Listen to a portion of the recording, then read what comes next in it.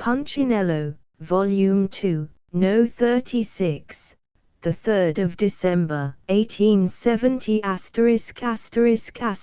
Conant's patent binders for Punchinello to preserve the paper for binding, will be sent post-paid, on receipt of $1, by Punchinello Publishing Company, 83 Nassau Street, New York City. We will mail free a cover lettered and stamped, with new title page for binding first volume, on receipt of 50 cents, or the title page alone, free, on application to Punchinello Publishing Co., 83 Nassau Street. Harrison Bradford & Co.'s Steel Pens. These pens are of a finer quality, more durable, and cheaper than any other pen in the market. Special attention is called to the following grades, as being better suited for business purposes than any pen manufactured. The 50522 and the anti-corrosive. We recommend for bank and office use. D. Appleton & Co., sole agents for United States. Punchinello Volume 2. Number 36. Saturday, the 3rd of December, 1870. Published by the Punchinello Publishing Company, 83 Nassau Street, New York. Prang's latest publications: Joy of Autumn, Prairie Flowers, Lake George, West Point, Beethoven, Large and Small. Prang's chromos sold in all art stores throughout the world. Prang's illustrated catalog sent free on receipt of stamp, L. Prang & Co., Boston. See 15th page for extra premiums. Bound Volume Number 1. The first volume of Punchinello, ending with number 26, the 24th of September, 1870, bound in extra cloth, is now ready for delivery, price $2.50. Sent post-paid to any part of the United States on receipt of price. A copy of the paper for 1 year, from the 1st of October, number 27, and the bound volume, the latter prepaid, will be sent to any subscriber for $5.50. 3 copies for 1 year, and 3 bound volumes, with an extra copy of bound volume, to any person sending us 3 subscriptions for $16.50. 1 copy of paper for 1 year, with a fine chromo premium, for $4. Single copies, mailed free. 10 back numbers can always be supplied, as the paper is electrotyped. Book canvassers will find this volume a very saleable book. Orders supplied at a very liberal discount. All remittances should be made in post office orders. Canvassers wanted for the paper, everywhere. Address: Punchinello Publishing Company, 83 Nassau St., NY P.O. Box No. 2783. Applications for advertising in Punchinello should be addressed to John Nickinson, room number 4, number 83 Nassau Street, NY. Facts for the ladies. I have a Wheeler & Wilson machine, number 289, bought of Mr. Gardner in 1853, he having used it a year. I have used it constantly, in shirt manufacturing as well as family sewing, 16 years. My wife ran it 4 years, and earned between $700 and $800, besides doing her housework. I have never expended 50 cents on it for repairs.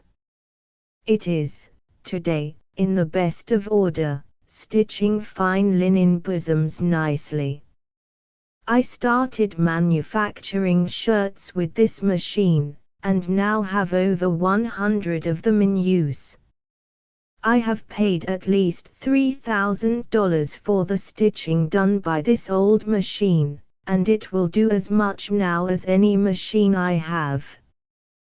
W. F. Taylor. Berlin, N.Y. New York Daily Democrat, an evening paper. James H. Lambert, editor and proprietor. All the news 15 hours in advance of morning papers. Price 2 cents. Subscription price by mail, $6. 500 volumes in one. Agents wanted for the Library of Poetry and Song. Being choice selections from the best poets, English, Scotch, Irish, and American. With an introduction by William Cullen Bryant. This volume is the handsomest and cheapest subscription book extant, and contains in itself more to give it enduring fame and make it universally popular than any book ever published. It is something in it, of the best, for everyone, for the old, the middle-aged, and the young. It has intellectual food for every taste and for every mood and phase of human feeling, from the merriest humor up, through all the gradations of feeling, to the most touching and tender pathos. Excepting the Bible, this will be the book most loved, and the most frequently referred to in the family. The whole work, page by page, poem by poem, has passed under the educated criticism and scholarly eye of William Cullen Bryant, a man reverenced among men, a poet great among poets. This is a library of over 500 volumes in one book, whose contents, of no ephemeral nature or interest, will never grow old or stale. It can be, and will be, read and reread with pleasure as long as its leaves hold together. Over 800 pages beautifully printed, choicely illustrated, handsomely bound. Sold only through agents, by subscription. Teachers, clergymen, active men, intelligent women, can all secure good pay with light work by taking an agency for this book. Terms very liberal. Send for circular containing full particulars to J.B. Ford & Co., 39 Park Row, NY to news dealers. Punchinello's Monthly. The weekly numbers for August, bound in a handsome cover, is now ready. Price, 50 cents. The trade supplied by the American News Company, who are now prepared to receive orders. Foley's Gold Pens. The best and cheapest. 256 Broadway. Bowling Green Savings Bank 33 Broadway, New York.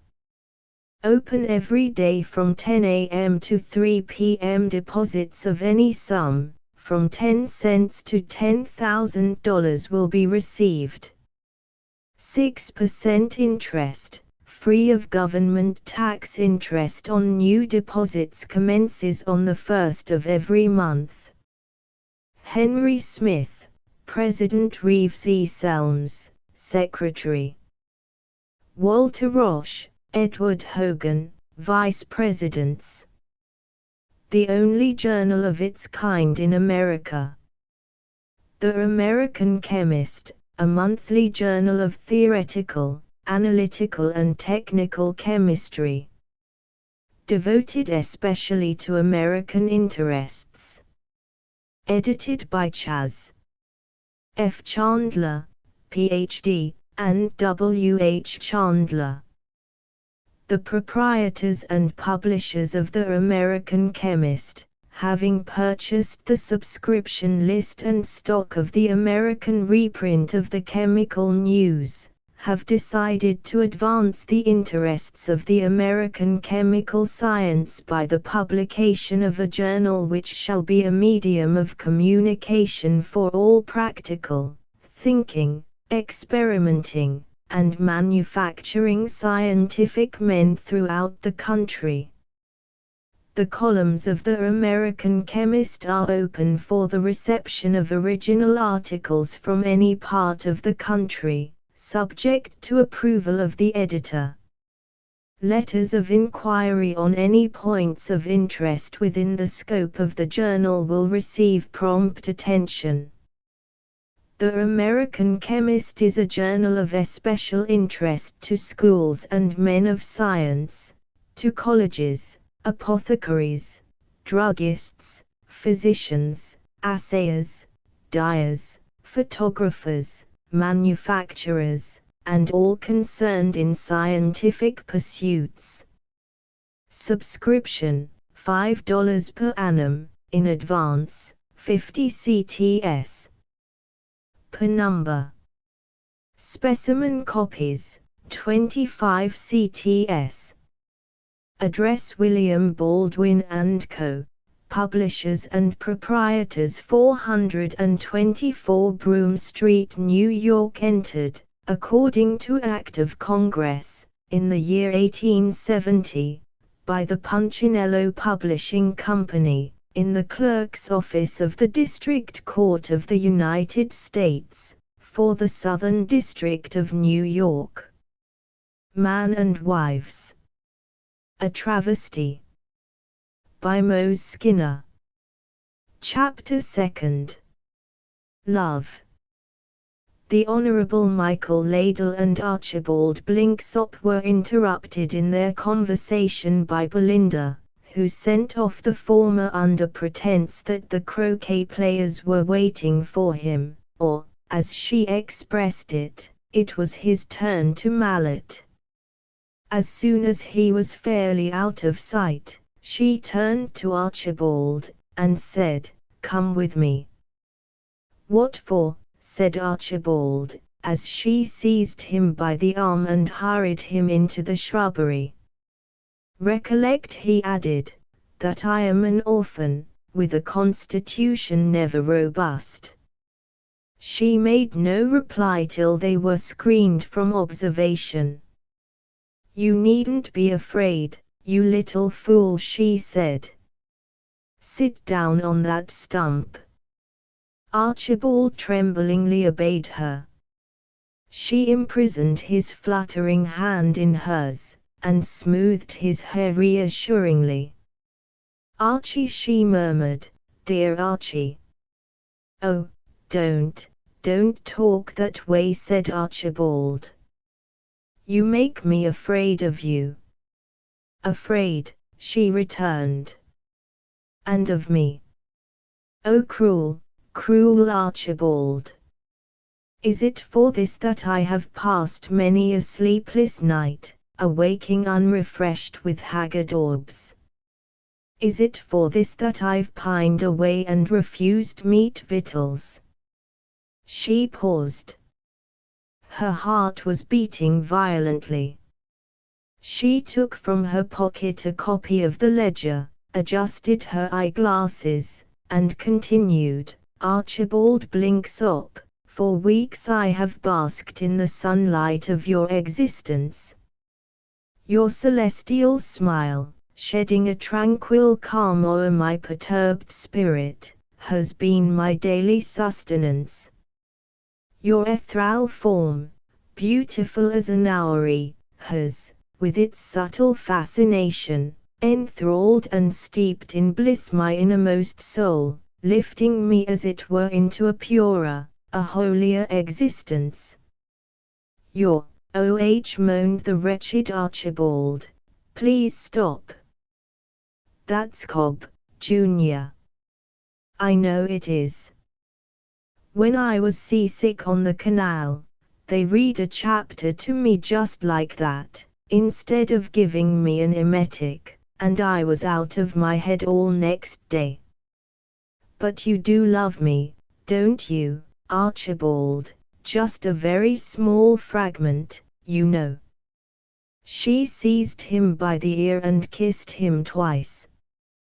Come, own up now, said she, that from the first moment you saw me, you have felt a sort of a spoony hankering, and a general looseness, including a desire to write poetry and use hair oil, and wear pretty neckties, a sort of a feeling that your clothes don't fit you, and you can't bear the sight of gravy, and dote on lavender kids, and want to part your hair in the middle. That's being in love, Archie. That's. At this juncture voices were heard calling for Archibald. Oh, do let me go, he pleaded. Belinda grasped him firmly by the collar.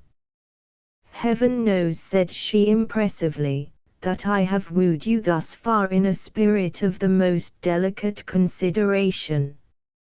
Now, I mean business. I want a husband, and by the 16th Amendment, you don't stir from this spot, until you promise to marry me. But, I don't want to get married, said Archibald. I ain't old enough. She glared at him menacingly. Am I to understand then, she shrieked, that you dare refuse me? And she laughed hysterically. Oh, no, I wouldn't. Of course I wouldn't, groaned the ghastly youth. I'll promise anything, if you'll only let me go. Thus it was, mid the hushed repose of that lovely June twilight, while all nature seemed to pronounce a sweet benediction, that these loving hearts commingled. The soft hum of the June bug seemed to have a sweeter sound, and the little fly walked unmolested across their foreheads, for they were betrothed. Chapter 3. Where the woodbine twineth. Notwithstanding the thrilling events enacted nearby, that modest production of nature, the woodbine, still continued to twine in all its pristine virginity. And meanwhile, Geoffrey Malboy is at the appointed rendezvous, waiting for Anne Brummett. She comes.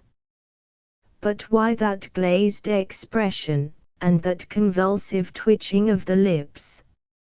She is chewing gum. Hello, Jeff, said she. Mean thing. Been here a whole day, and not a single word about my new overskirt. How does it hang behind?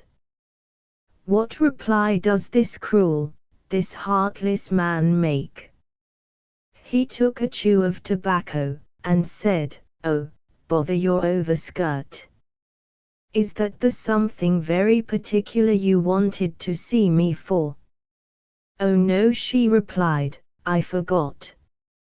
She looked cautiously round, and added, Say, Jeff, folks are talking about us awfully. Let 'em talk, was the rejoinder. Oh, yes, she replied. Of course you don't care. The more a man is talked about, the better he likes it, and the more he's thought of. But it's death to a woman. Well, I don't care anyway, said Geoffrey. Yes, you do care too, she replied. S'posen it should get to the ears of that rich widow you're engaged to. 'Twould be all up with you there, sure, Jeff. She ain't burdened with principle, the Lord knows, but she's got jealousy enough to break the match short off, and kill you besides, if she hears of it. And she'll hear of it anyhow, if they keep up their infernal clack, said he fiercely. I'd like to choke the whole confounded pack. The talk would all die out, said Anne slowly, if I should go away. Any fool can see that, replied he. What do you mean? I've been thinking of going, she continued, for 6 months. I'm a poor relation, and Mrs. Ladle hates me. And as for Belinda, she has so many good clothes, I can't take any comfort seeing her round.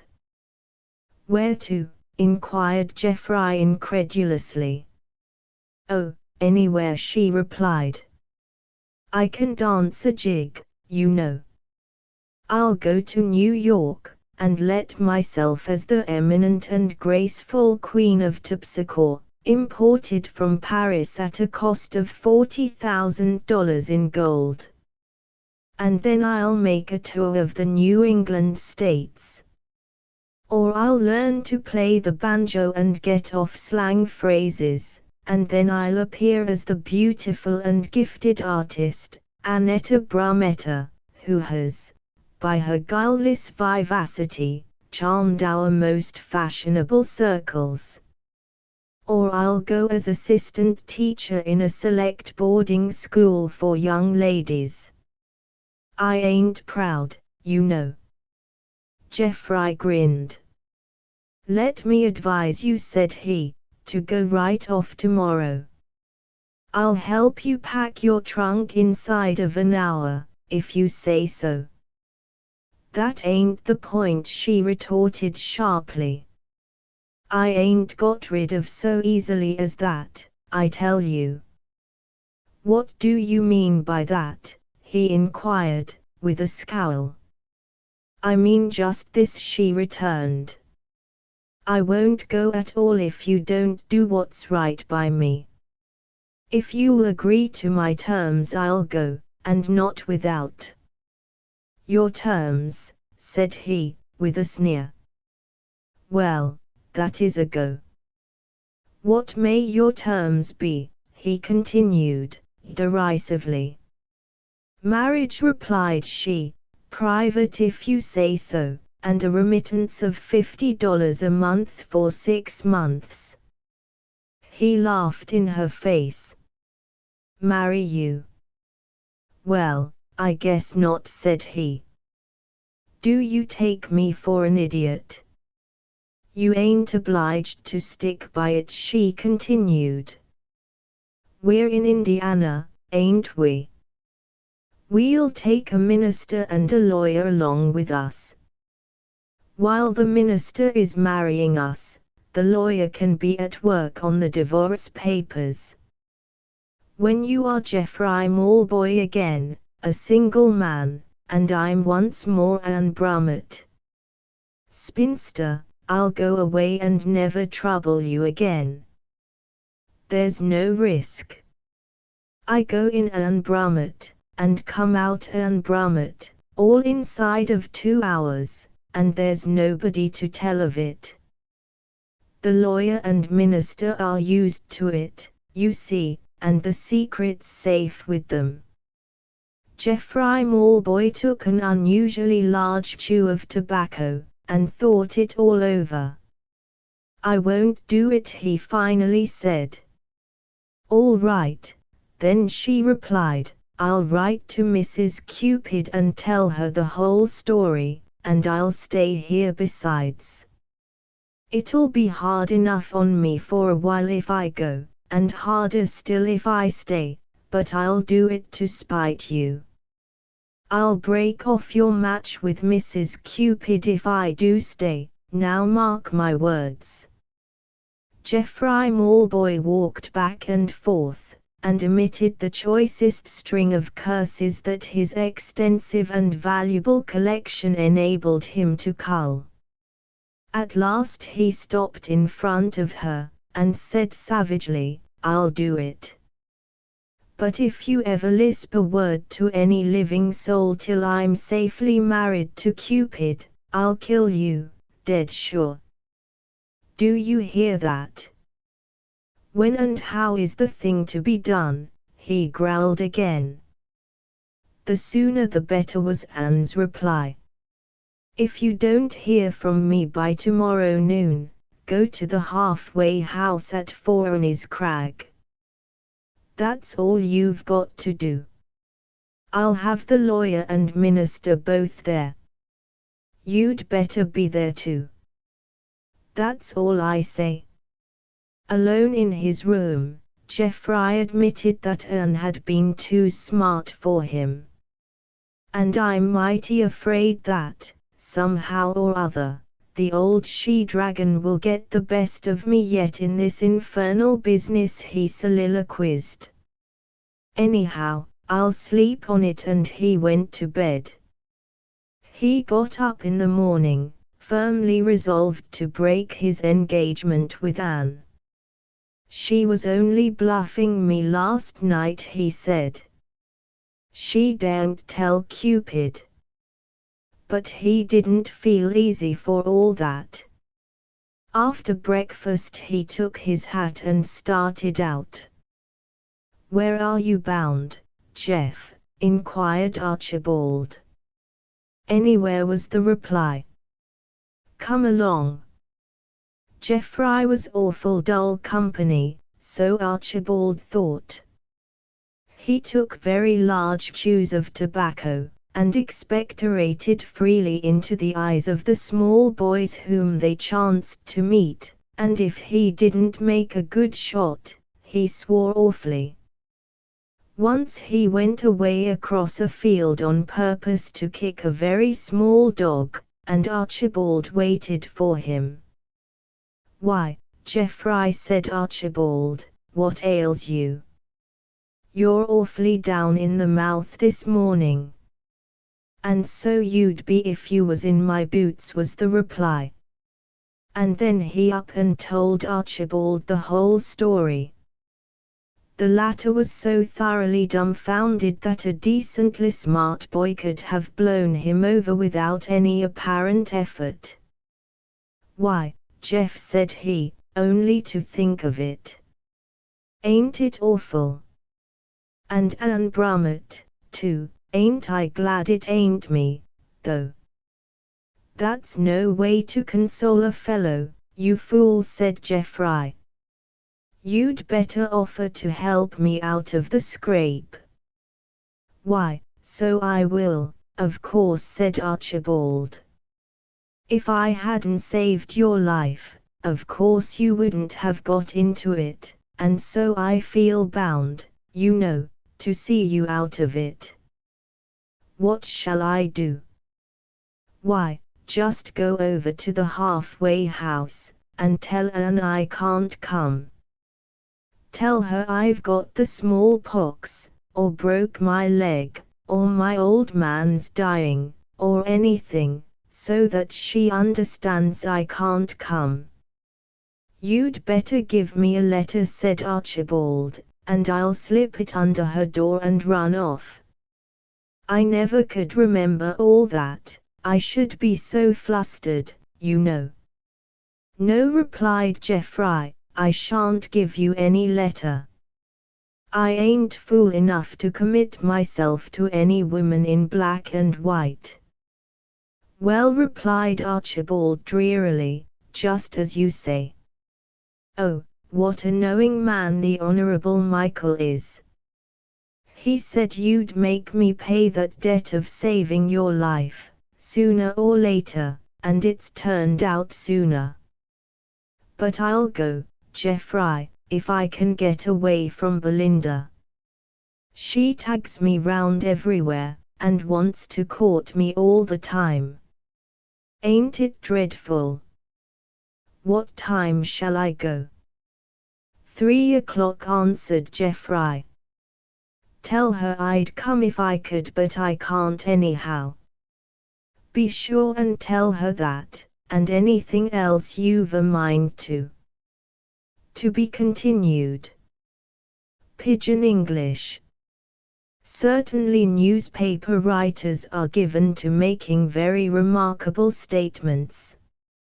In describing General Shangania, a newspaper lately informed us that he stoops his head, which is sprinkled over with a few grey hairs when walking. Now, if the general's head be sprinkled when walking, we may fairly infer that the grey hairs, unless brushed off, remain upon it when it stands still.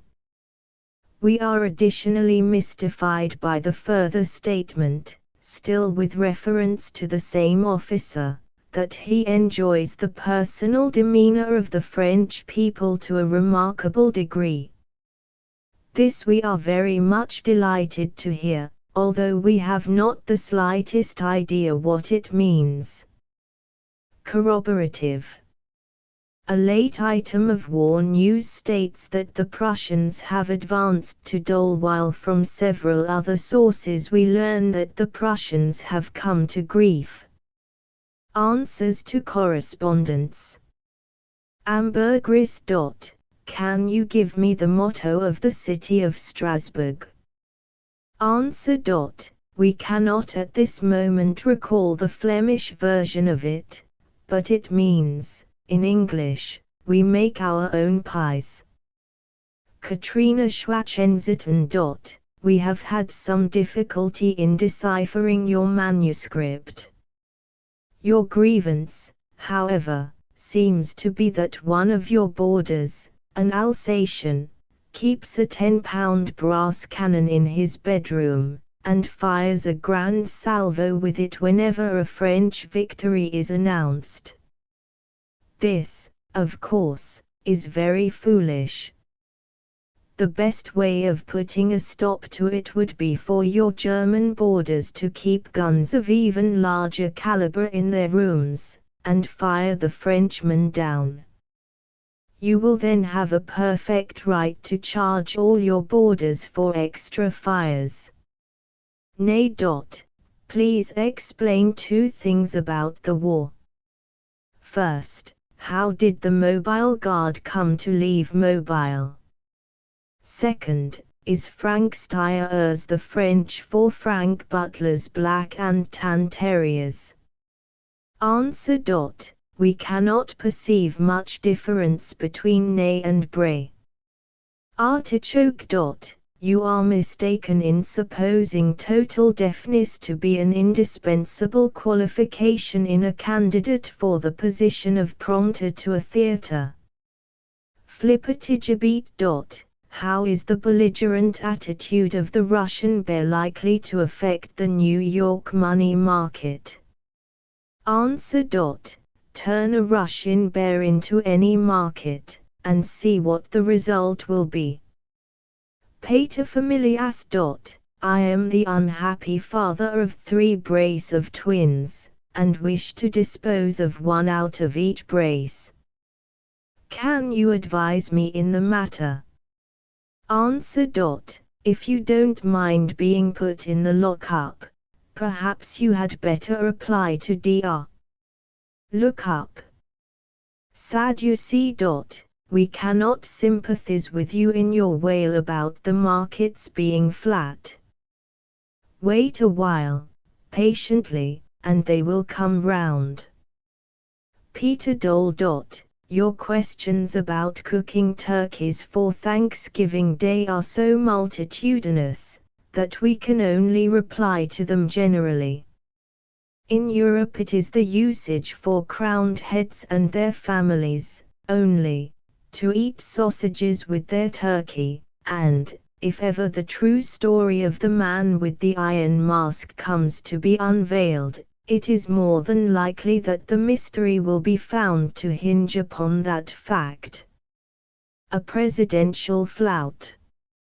According to the Washington Special Dispatches to the Philadelphia Inquirer, the President has tendered a cabinet appointment to several distinguished members of the Union League of that city.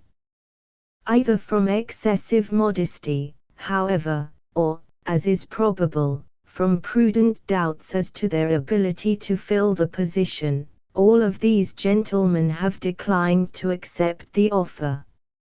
It is surmised that the object of the president's recent visit to Philadelphia, ostensibly to see his old friend, Mr. Bory, was to examine the role of the League, comprising 2,000 members, for the purpose of selecting one who might serve on a pinch to fill the office in question. This was a bitter stroke of satire on the part of Mr. Grant, since it is generally understood in Philadelphia that, outside the ranks of the Mutual Admiration Society to which we have referred, there are no brains to be found among the Republicans of Philadelphia. A bubble of air.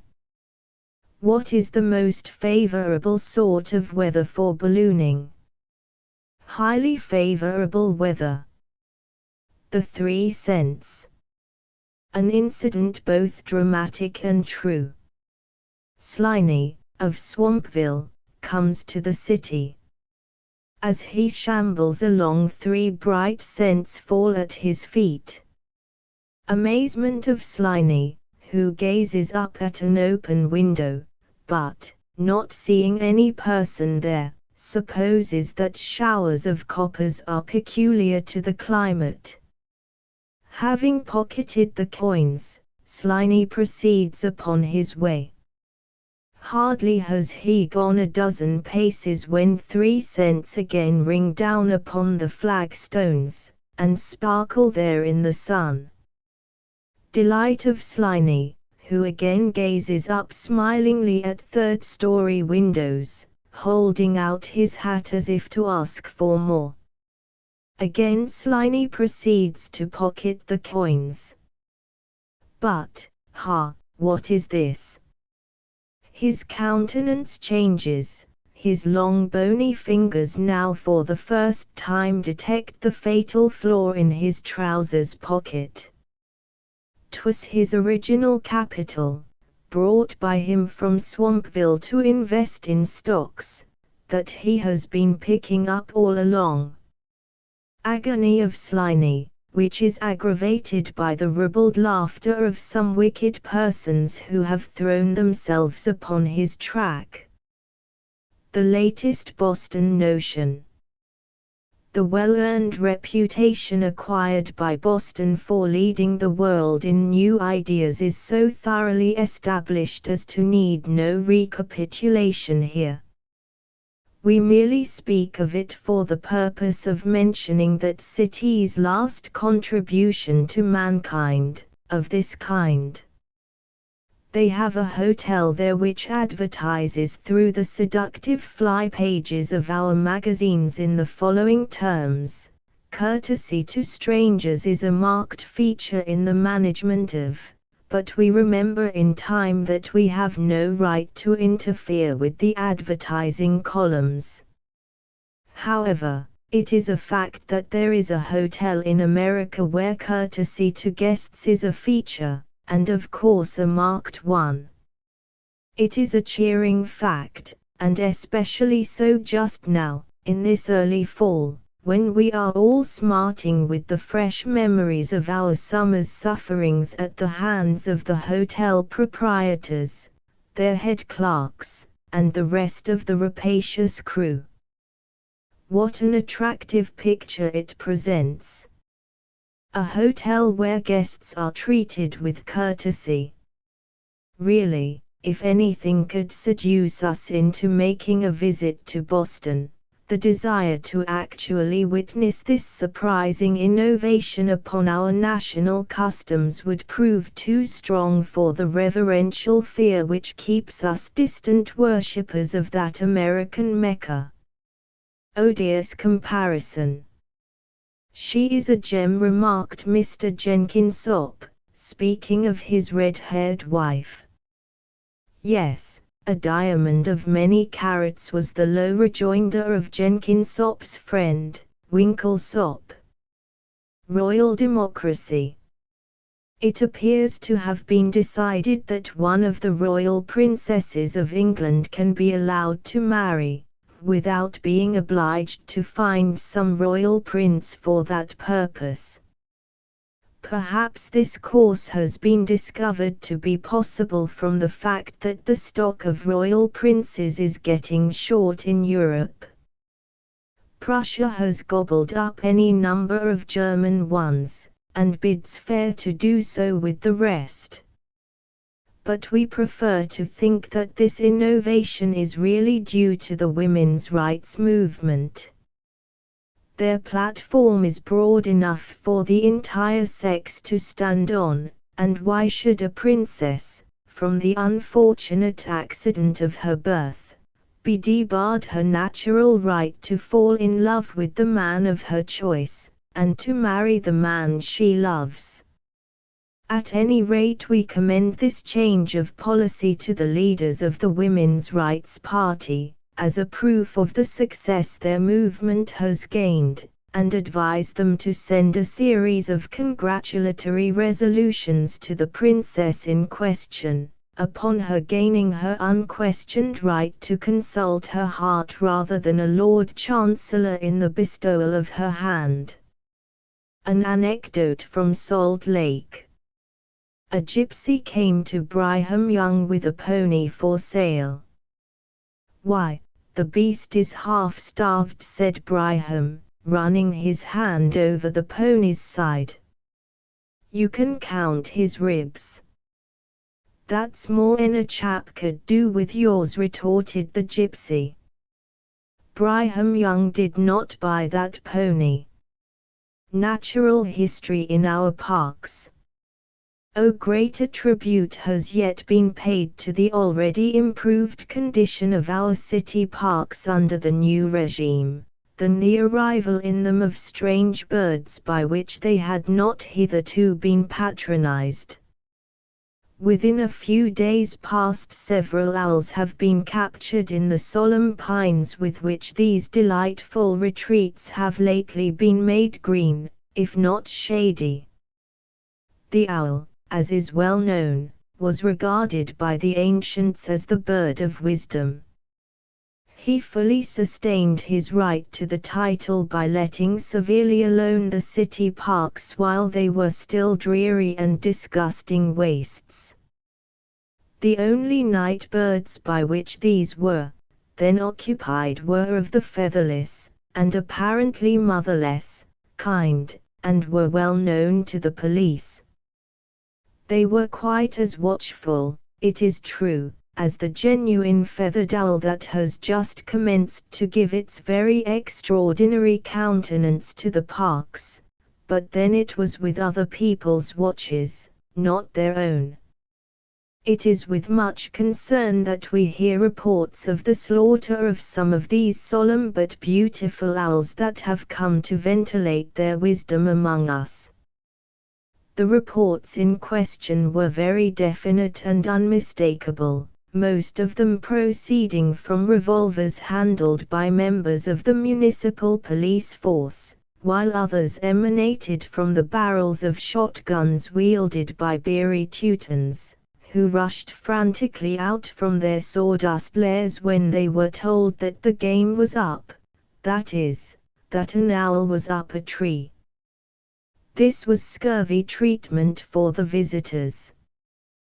To put a head on an owl, which is already provided with one so large and so comical, appears to be a work both superfluous and inhuman. The only apology for it in this instance is, that these night birds of prey were supposed by the police to have been attracted to the parks by the prospect of succulent suppers on the very well-fed sparrows by which these resorts are now thickly tenanted. The owls hooted at this notion, but their hooting was only answered by shooting, and the poor foolish birds of wisdom have been stuffed with tow instead of sparrows, and set up to form the nucleus of an ornithological rogues gallery in the City Hall. On visiting the Battery a few days ago, one of the park keepers, himself looking in his bright new uniform somewhat like a blue jay, expressed his conviction that, next spring, that time-honored pleasure garden of the old Knickerbockers will be a paradise for songbirds such as it has not been since the original Swedish nightingale warbled her wood notes wild there a score of years ago, more or less. The seagulls, he thought, will Judge Hilton have the goodness to provide these park officers with manuals of ornithology, would build their nests in the pine trees with which the wide esplanade that stretches away to the water's edge will soon be bristling. Honest, but mistaken young man. As well might he have said that the sea wall, a very substantial one, by the way, would build its nest in the melancholy pines. But it is reasonable to hope that pine grosbeaks will find their way thither, and that the German flutes of various finches will provide for the coming Bavarians and Hessians, should any be left after the siege of Paris and the sorties of the truculent Trochu, a welcome such as has not heretofore been accorded to the strangers who at Castle Garden first set foot upon our shore. The bowling green, late a nuisance and a pandemonium, now an oasis of verdure, has not as yet reported its owl, but the public eye is upon it, and the nocturnal marauder may yet be detected in the forks of the great willow trees, which still retain their verdure. The sparrows are almost disproportionately numerous in this small park, but this may be accounted for. It has lately been laid down with new grass, the green, tender blades of which, just now beginning to crop out, are probably mistaken by the birds for sparrowgrass munificently provided for them by the commissioners. In all of these city parks the contrast between past and present is very striking and agreeable.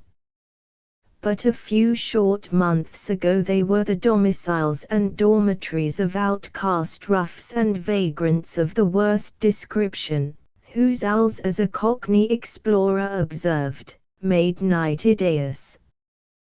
The only muss now common to them is the mews tribe, comprising the mews rattus, or ordinary rat, so called from its haunting ordinaries, we suppose, and the timid mouse, with which the bird of wisdom is contented to put up when the sparrows decline to come to his claw. Central Park offers numerous attractions now to all who love to keep up their animal spirits by studying animal life. There is a fat little Asiatic pig there, who is the very picture of content. A red pig he is, and exceedingly well behaved. The best red pig, in fact, that we remember ever to have seen, beating the learned pig by several trumps and an ace. When we last saw him he was very busy with his pen, and our surmise was that his mind was fully occupied with arrangements for editing the works of Bacon, or, possibly, those of Hogg. The young elephant has increased immensely, since last year, in stature and girth. He is remarkably neat in his person, wisping himself all over with hay for hours at a time.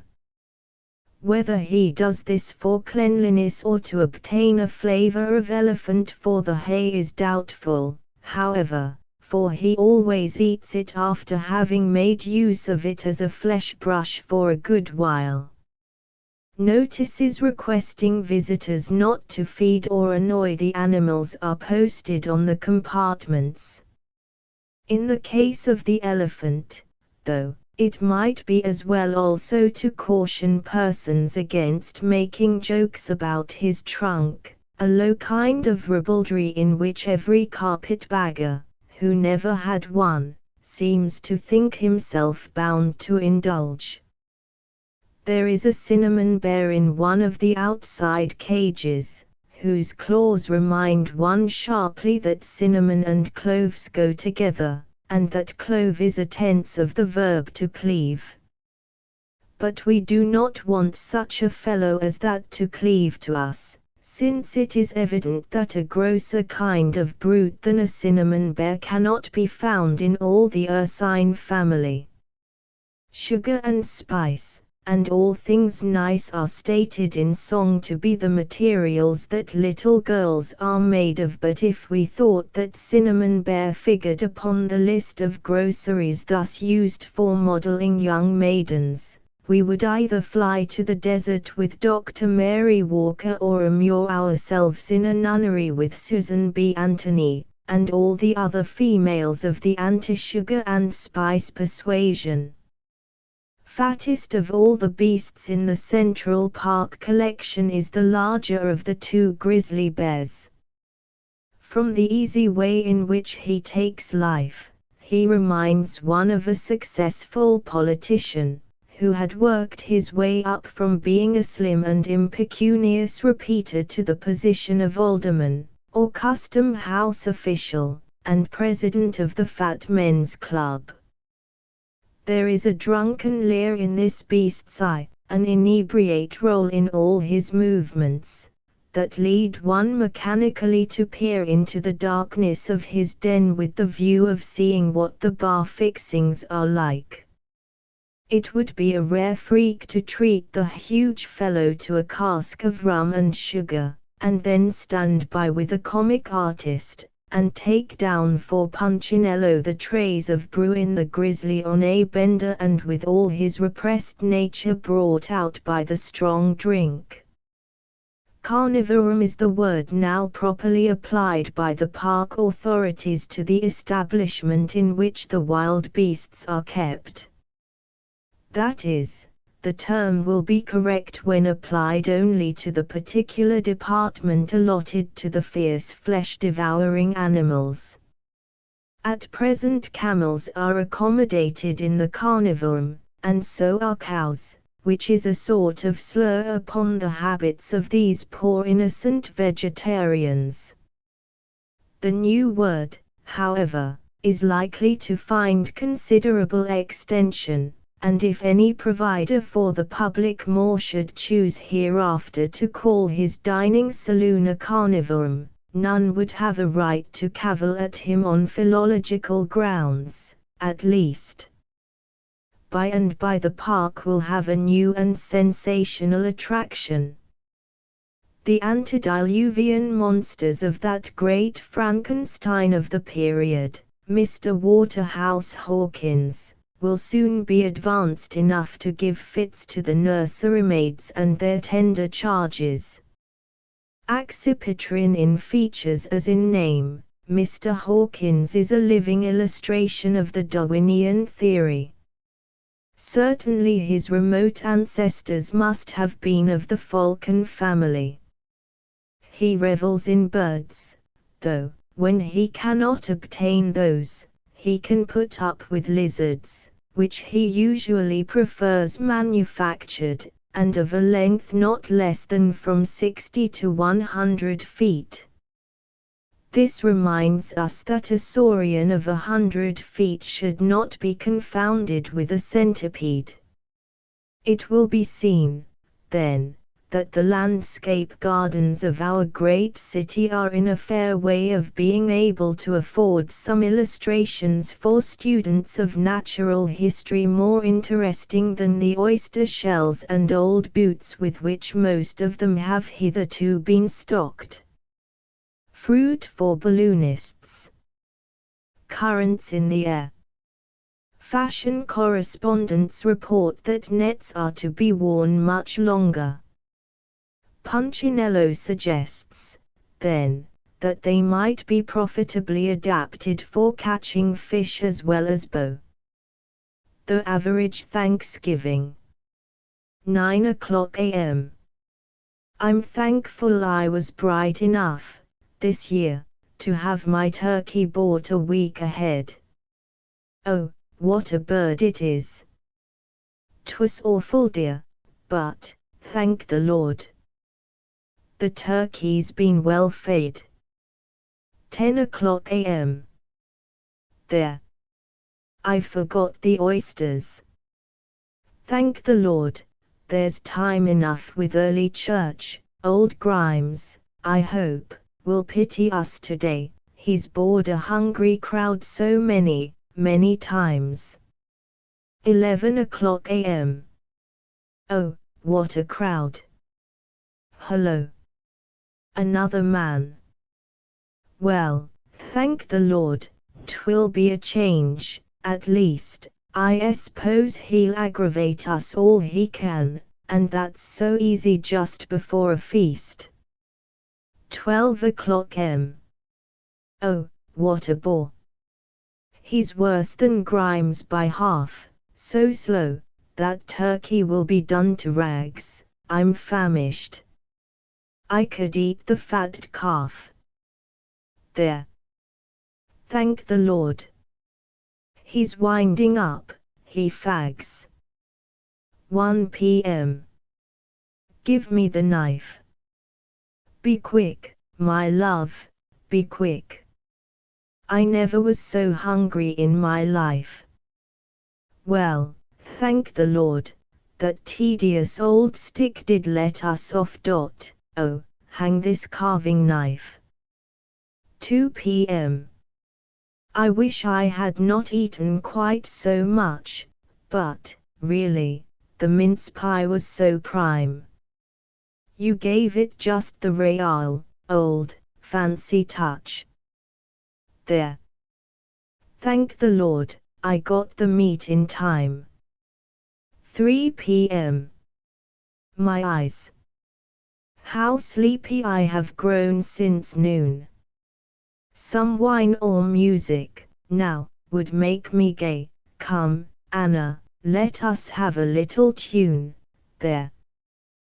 Thank the Lord, there's no more work today. 4 p.m. What was it, Anna? I was sound asleep. I rather think I had the nightmare, too. I feel half sick, cold chills around me creep. Well, thank the Lord, Thanksgiving is all through. A pen and an inkling. A certain Herr Bissenger, of Vorhelm, has presented Bismarck with a golden pen, set with jewels, with which to sign the treaty after the capture of Paris.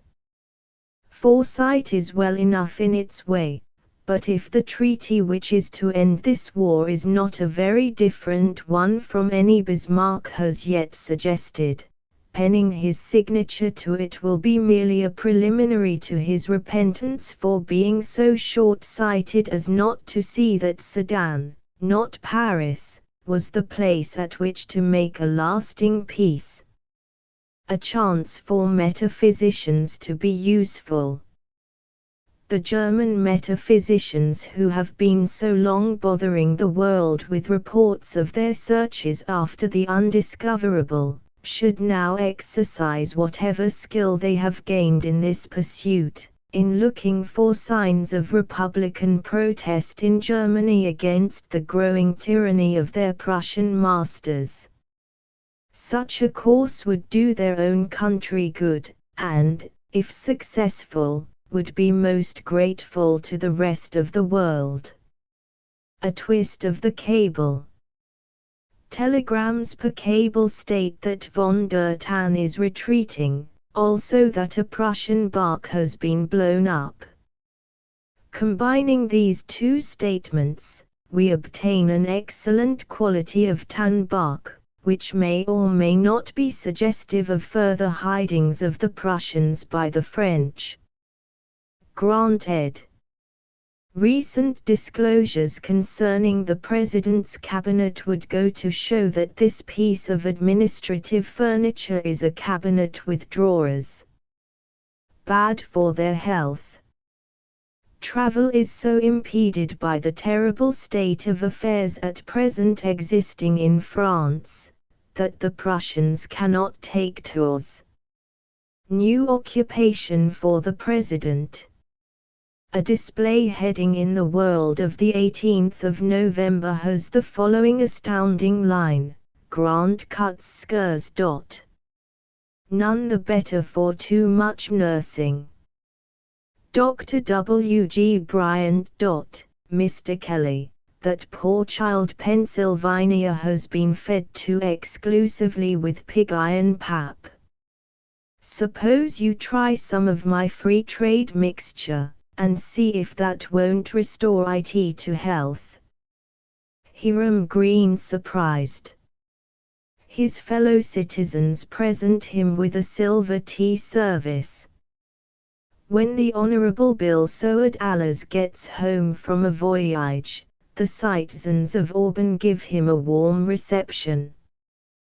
When Goyena Hoffman visits the home of his childhood days, a spontaneous burst of friendship throws her loving embrace about him. When a few sundry other people, whose names shall be nameless in this communication, have arroven to their long home on t'other side of the river Styx, they will get a reception so warm, that, set in on top a red-hot coal stove and soak in their feet in a kittle full of boiling water, will be full as cheerin' to 'em as a mint julep is to an inhabitant of the equinoctial line.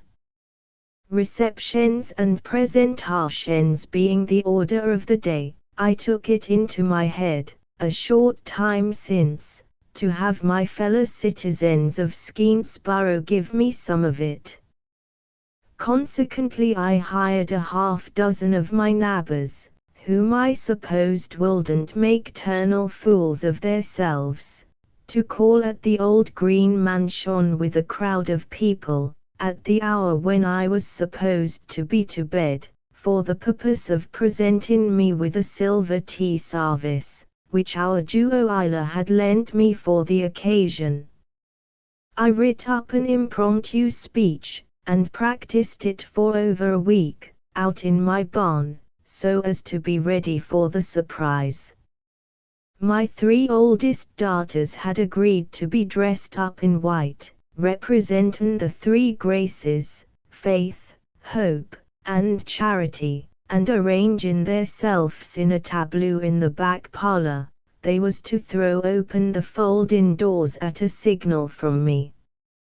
I also tried to get my wife to rig up. Says she, me rig up? No, sir. I wouldn't encourage sick a lot of tomfoolery to save your consarned neck. And I know of a sarteen old nuisance who'll catch Hail Columbia if he musses up these air parlors too freely.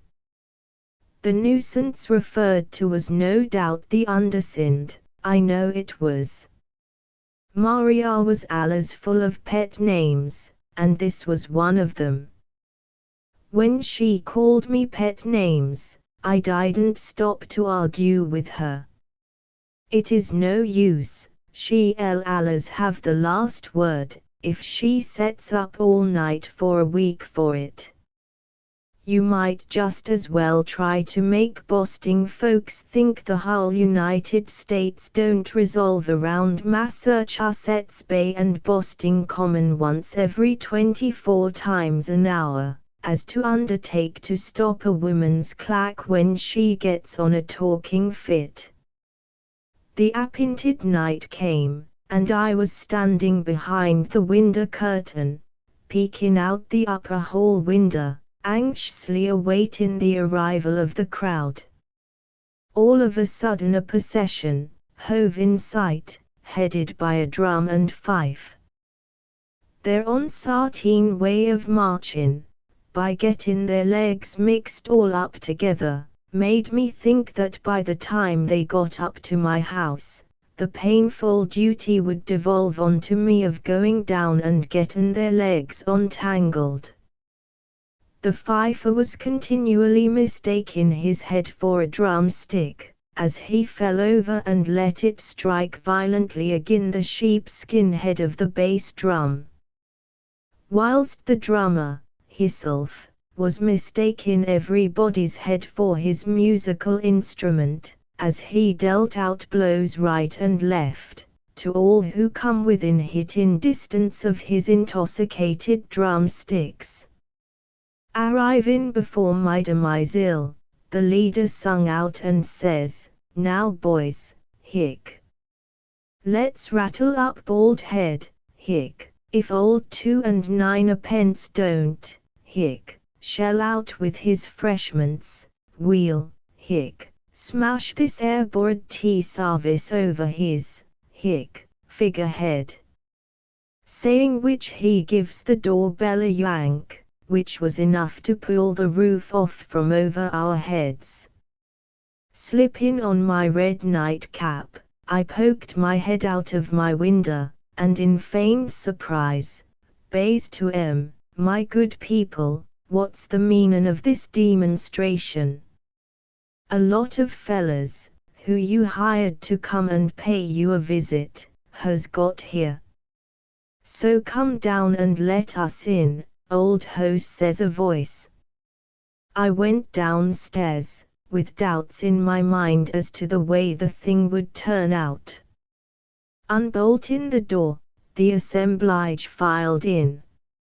A casual glance convinced me that I was not receiving into the bosom of my family mansion a deputation from the Skenesborough Lodge of Good Templars, for a scaly lot of whiskey-soaked human beings I never sought eyes on.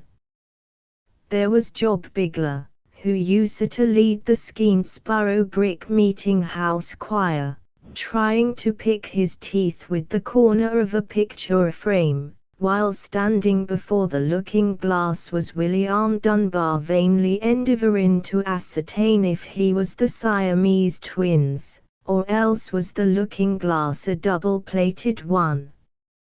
Old Jim Spencer insisted on standing with his cowhide boots on top the mahogany centre table, for the purpose of presenting me with the tea service, while his son-in-law had no sort of hesitation, whatsoever, of planting his muddy feet into my wife's work-basket, which was setting on a stool in the sou'west corner of the front room.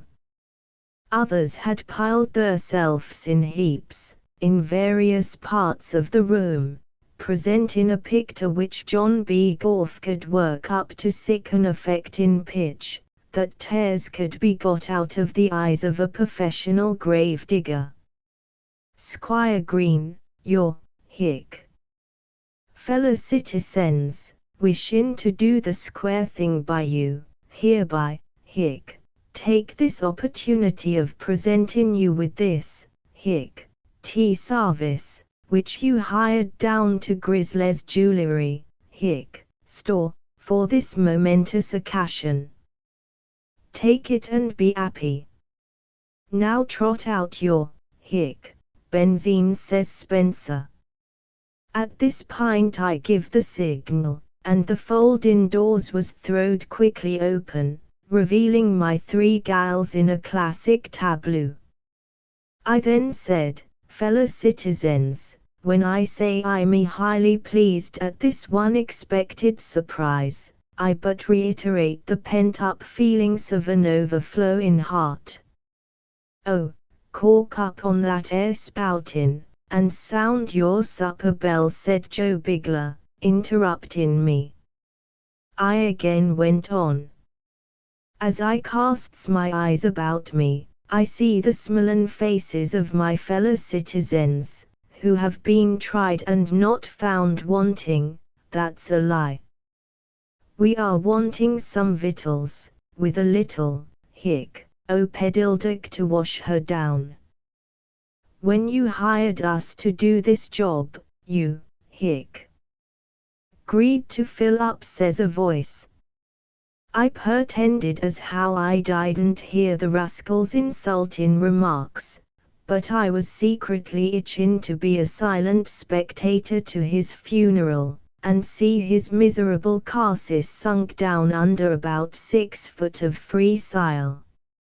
I continued, "You see before you, faith, hope and charity, otherwise called the 3 graces," said I, pointing to my daughters, who looked as sheepish as if they was just let loose from a female convention, or some other lunatic asylum. You can't cram that stuff down our gullets, no more 'n I can stand on this sugar bowl without mashing it, said a vile youth, seizing the sugar bowl from the silver tea service and setting his foot onto it. Them gals hain't no more faith in hoops and charity than I have that the French people can live under a republican form of government. Said another chap, oh, no, old Green, them tow-headed maidens is your daughters, Johanna, Betty, and Maria, Jr. Lead us to the banquet halls, says someone else. Come, do as your greed, and give us some pyrotechnics, someone else yelled. At this juncture all was hollerin' vociferously for victuals and whiskey. I assure you, Mr. Punchinello, it was very affecting. In fact, I don't believe there was a dry mouth in the crowd. I blush for every drunken soul of you, said I, wishing to get rid of 'em, and I want you to understand this meeting is adjourned to sober off. I noticed that the three Graces had left the room, while the assemblage was vainly endeavoring to get hold of the silver tea service. Suddenly the back parlor door was busted open, and Mrs. Green and my three gals rushed in with pans of hot water and broomsticks, and if ever I enjoyed seeing a lot of people baptized, it was that 'ere crowd, who was a yellin' bloody murder as the hot water made their hides curl up. Go it, my sweet dears, said I, peel off their skins, and you shall all have a brand new calico apiece tomorrow morning. Well, sir, in quicker time than I can write this, the house was cleared and the front door locked again, but my troubles had only just commenced, for I had, figuratively speaking, jumped from the frying pan into the fire. Hiram Green, said Maria, backing me up into a corner, you old sinner, you, look at that center table, all scratched up with heels of a pair of drunken cowhide buttes. Look at my work basket, it looks as if a procession of hogs had been marching into it. See that nice rag carpet which took me over 6 months to make, what is it? It's covered with old tobacco cuds, mud, cigar stumps, broken whiskey bottles, and dishwater. Hain't you a sweet venerable head of a family? Hain't you a superb copy bound in calf, of ex-legal jurisprudence? Presented you with a tea service, did they? Oh! You'll be the ruination of this family with your confounded efforts seeking after fame. I didn't wait to hear no more, but left the house with my feelings in a highly mixed up state. I have made up my mind to one thing, that if I ever get up another surprise, I will hire good moral men, sick as editors, newspaper men, and literary folks generally, whose conduct is above suspicion, to conduct the proceedings. When this you spy, remember yours, truly, Hiram Green, Esquire, late Gusties of the Peace. Baby's photograph. Song of the Oyster. Put me in my little bed. Our portfolio. An exciting interview with King William. Seeing Thias and going him better. The influence of monkeys in diplomacy. Versailles, 8th week of the Republic, 1870. I don't believe a word of it, said the king, with an impatient stamp of the foot and a deprecatory wave of the hand, not a word of it. You see, dear Punchinello, The situation was thus: I had undertaken, not indeed without grave misgivings, to propitiate His Majesty, after the failure of the Thiers-Bismarck negotiations, and, if possible, procure such terms as would save Parisians from the galling necessity of immolating the monkeys of the Jardin des Plantes to the popular demand for something to eat. I thought, as an American citizen and your correspondent, my propositions might have some chance of being favorably entertained, especially as I knew that the English minister's presents of Stilton cheese and many dozens of base bottled ale to Bismarck had failed to prevent the current of the Chancellor's prejudice from running strongly in favor of Americans. Thus morally armed, and bearing in my pocket a passe-partout from Prussian headquarters, I approached Versailles on the second evening after the departure of Thiers, and found the king occupying the apartment in the central pavilion of the palace, which had once been the sleeping chamber of Louis XVI, and his unhappy spouse Marie Antoinette. Many alterations had taken place since I was last there and saw the wretched queen from the balcony endeavoring to assuage the fierce mob that surged beneath. The room was not like the room in which I once helped Louis to pull off his boots, and the delicate perfume that usually pervades the apartments of French royalty had succumbed to the amalgamated odors of Schweitzer case and sauerkraut. It is apparent, sire, said I to William, who was sitting there, that Count Bismarck has wholly misunderstood the situation in Paris. Not a bit of it, said the king. Don't I know well enough they've got down to 2 ounces a day for each man, and horse meat at that. You forget, sire, their vast supply of asses. Do I, indeed? When they've done nothing but develop an unlimited number of them ever since the war began. I had an idea then that His Majesty must have meant this for sarcasm, though my own experience told me that it was only too true, and it also occurred to me that I was not in my true station as the representative of a government of asses. Nothing but a stern sense of duty prevented me from clearing out at once under this last harrowing reflection. Accordingly, I returned to the charge with diminished vigor, assuring the king that if his army kept on blockading Paris in this cruel sort of way, the population would soon be dying by thousands. It was very strange why he wouldn't draw off his troops. What did he want with Paris? What had Paris done to him? Weren't there plenty of other cities in this world that didn't care a cent how much he bombarded them? I began to think that possibly I might be growing childish in my method of stating the case, but it was only a momentary weakness that made me think so. Where was Tyre? Let him go and bombard Tyre. Nobody cares for Tyre now.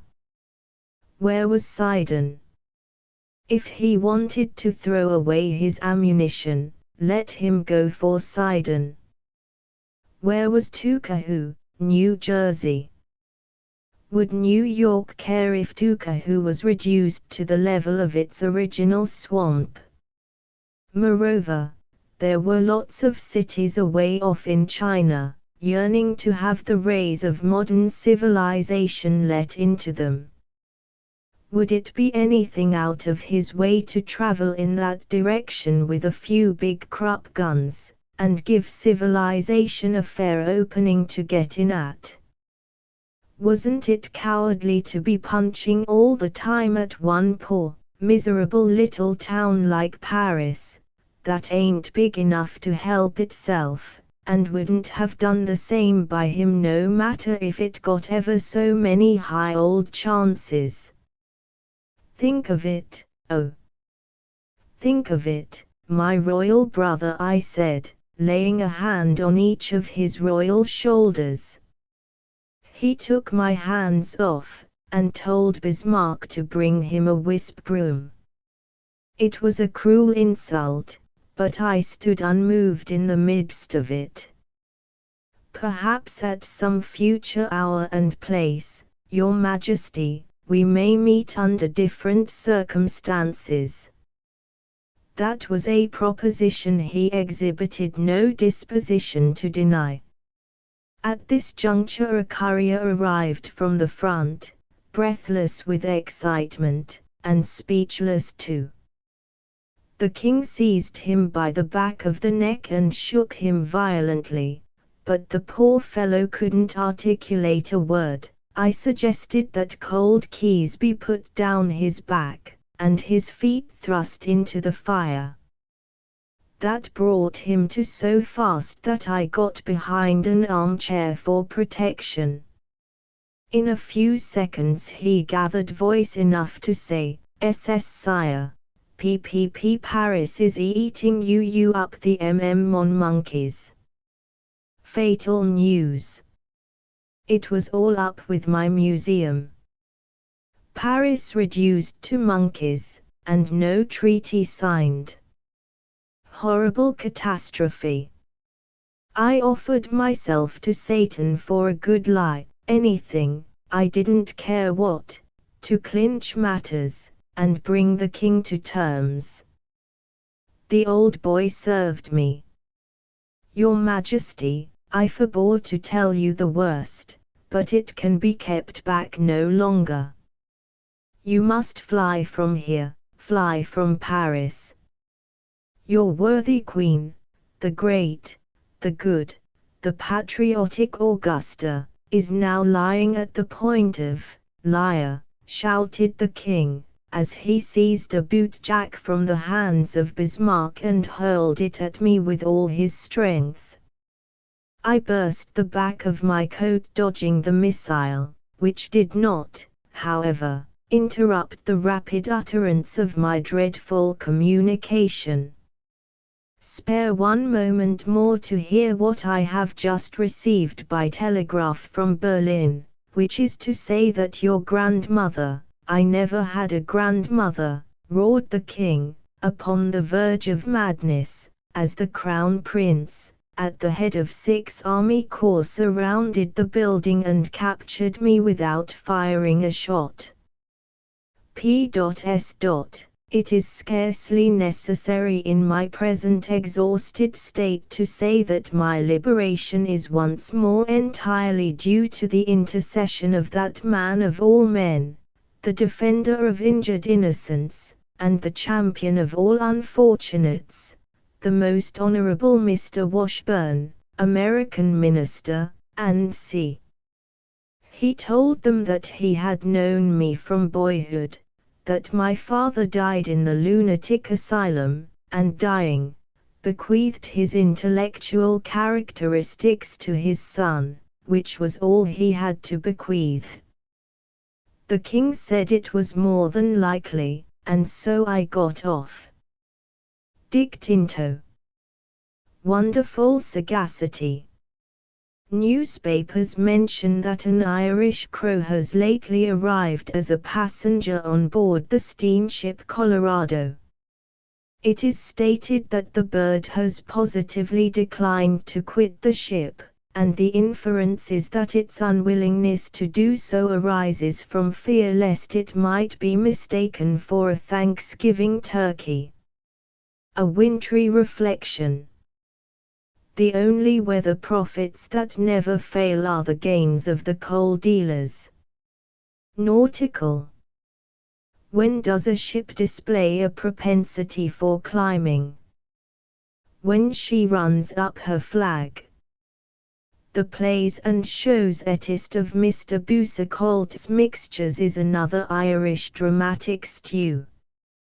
He calls it the rapéry, and it contains the usual proportion of fire, patriots, whiskey, traitors, pretty girls, and redcoat officers. It has a tragic heroine and a cheerful heroine, a French officer who speaks with an Irish brogue, and a Dutch general who speaks the Fecterian dialect. It has Frank Mayo in picturesque attitudes on the stage, and Harry Palmer in gorgeous vestments in the lobby.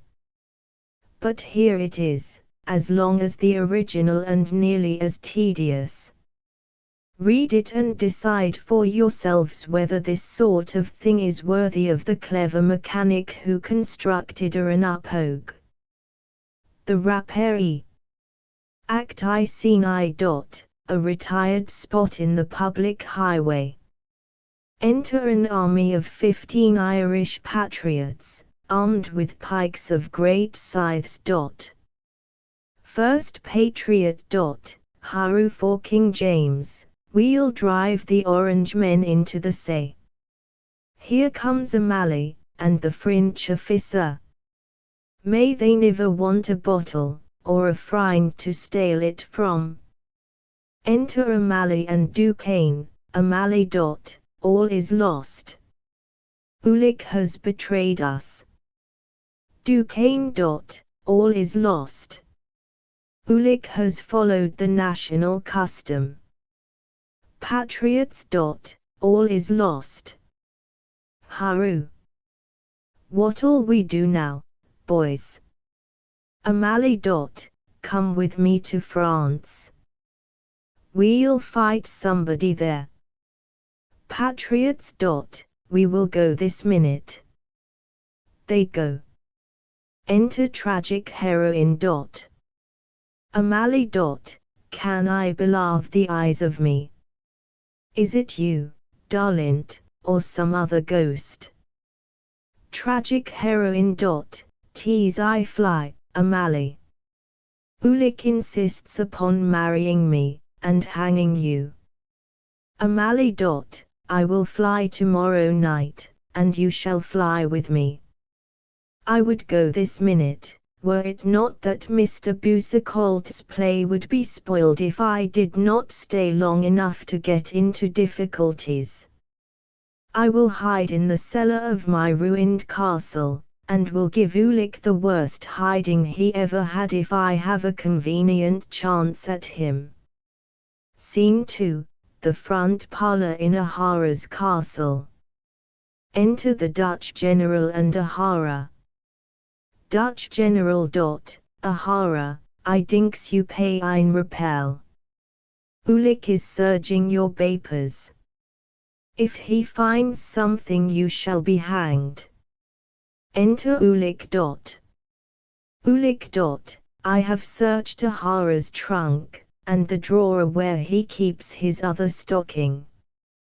I have found nothing. Dutch general. I still believe him a traitor, but I cannot prove it. Exit. Ulick. O'Hara, listen. I have lied. I hold here in my left coat tail pocket the proofs of your treachery. Give me your daughter and help me hang O'Malley, or I will ruin you. O'Hara. I am in your power. Do as you please. Enter tragic heroine. Tragic heroine. Never. Ulick shall neither marry me nor hang O'Malley. Ulick. Young woman, I will lock you in this room for a year or two, until O'Malley is thoroughly hung. Come, O'Hara. Exeunt. Tragic heroine. I must escape and warn O'Malley. But how? I have it. I can leap out of the window into the sea. I can then swim in full ball dress to O'Malley's castle, which is only 20 leagues from here. I will warn him, and fly with him. Courage. I will remove my back hair and make the hazardous leap. She leaps. Scene 3. The vaults below Amali's castle. Enter Dutch General, Ahara, Ulik, and the doctor, a rebel prisoner. Doctor. I brought you here to show you O'Malley's hiding place. Now I've got you. The tide rose the moment we entered, and cut off your retreat. We'll all be drowned like rats in a hole. Haru. O'Malley descends into the vaults by an iron door.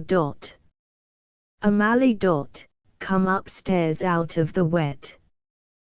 We'll have some whiskey. They come up. Act 2. Scene I. O'Malley's ancestral back garret.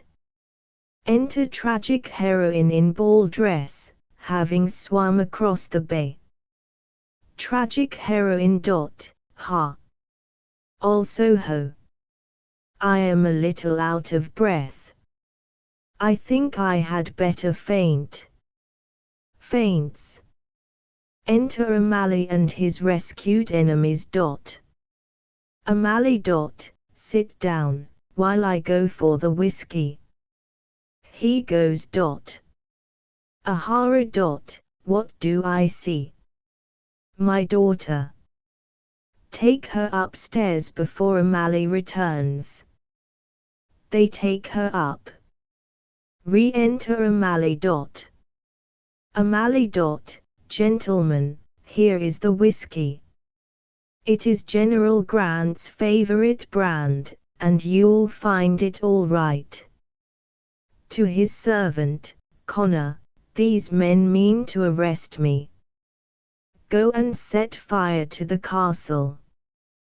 Connor goes, and O'Malley, locking the door, throws the key out of the window. Everybody. What do you mean by throwing away the key? Do you mean to surround us, and, making us prisoners, drink up the whiskey yourself? O'Malley, 'tis a custom of our house, intended originally to give employment to meritorious locksmiths on the eve of election.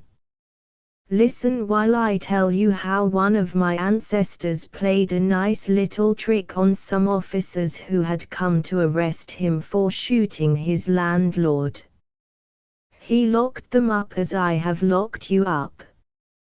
He then ordered his servant to set the castle on fire as I have just done, and was baked with them as we are about to be baked.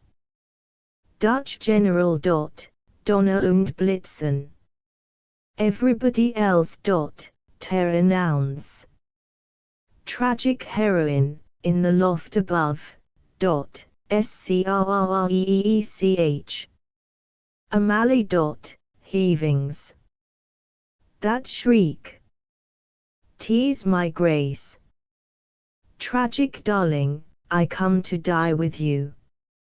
Rushes up the chimney, while the Dutch general, blowing off the lock of the door with his pistol, escapes together with his friends. The castle is carefully taken to pieces in sections by the stage carpenters, while torches are flashed at intervals. Finally a Roman candle is set off, and the O'Malley castle falls a prey to a carefully managed conflagration. Curtain. Act 3. Scene I. A quiet place in midst of the turnpike. Enter cheerful heroine and French officer. French officer. Fly with me at once. Cheerful heroine. Why on earth should I fly? I have never seen you but once. French officer. 'Tis true, but you'll have to settle that with Boucicault. I'm sure I don't want you to fly, especially with no property but a low-necked dress and short sleeves, but Boucicault has arranged it to suit himself.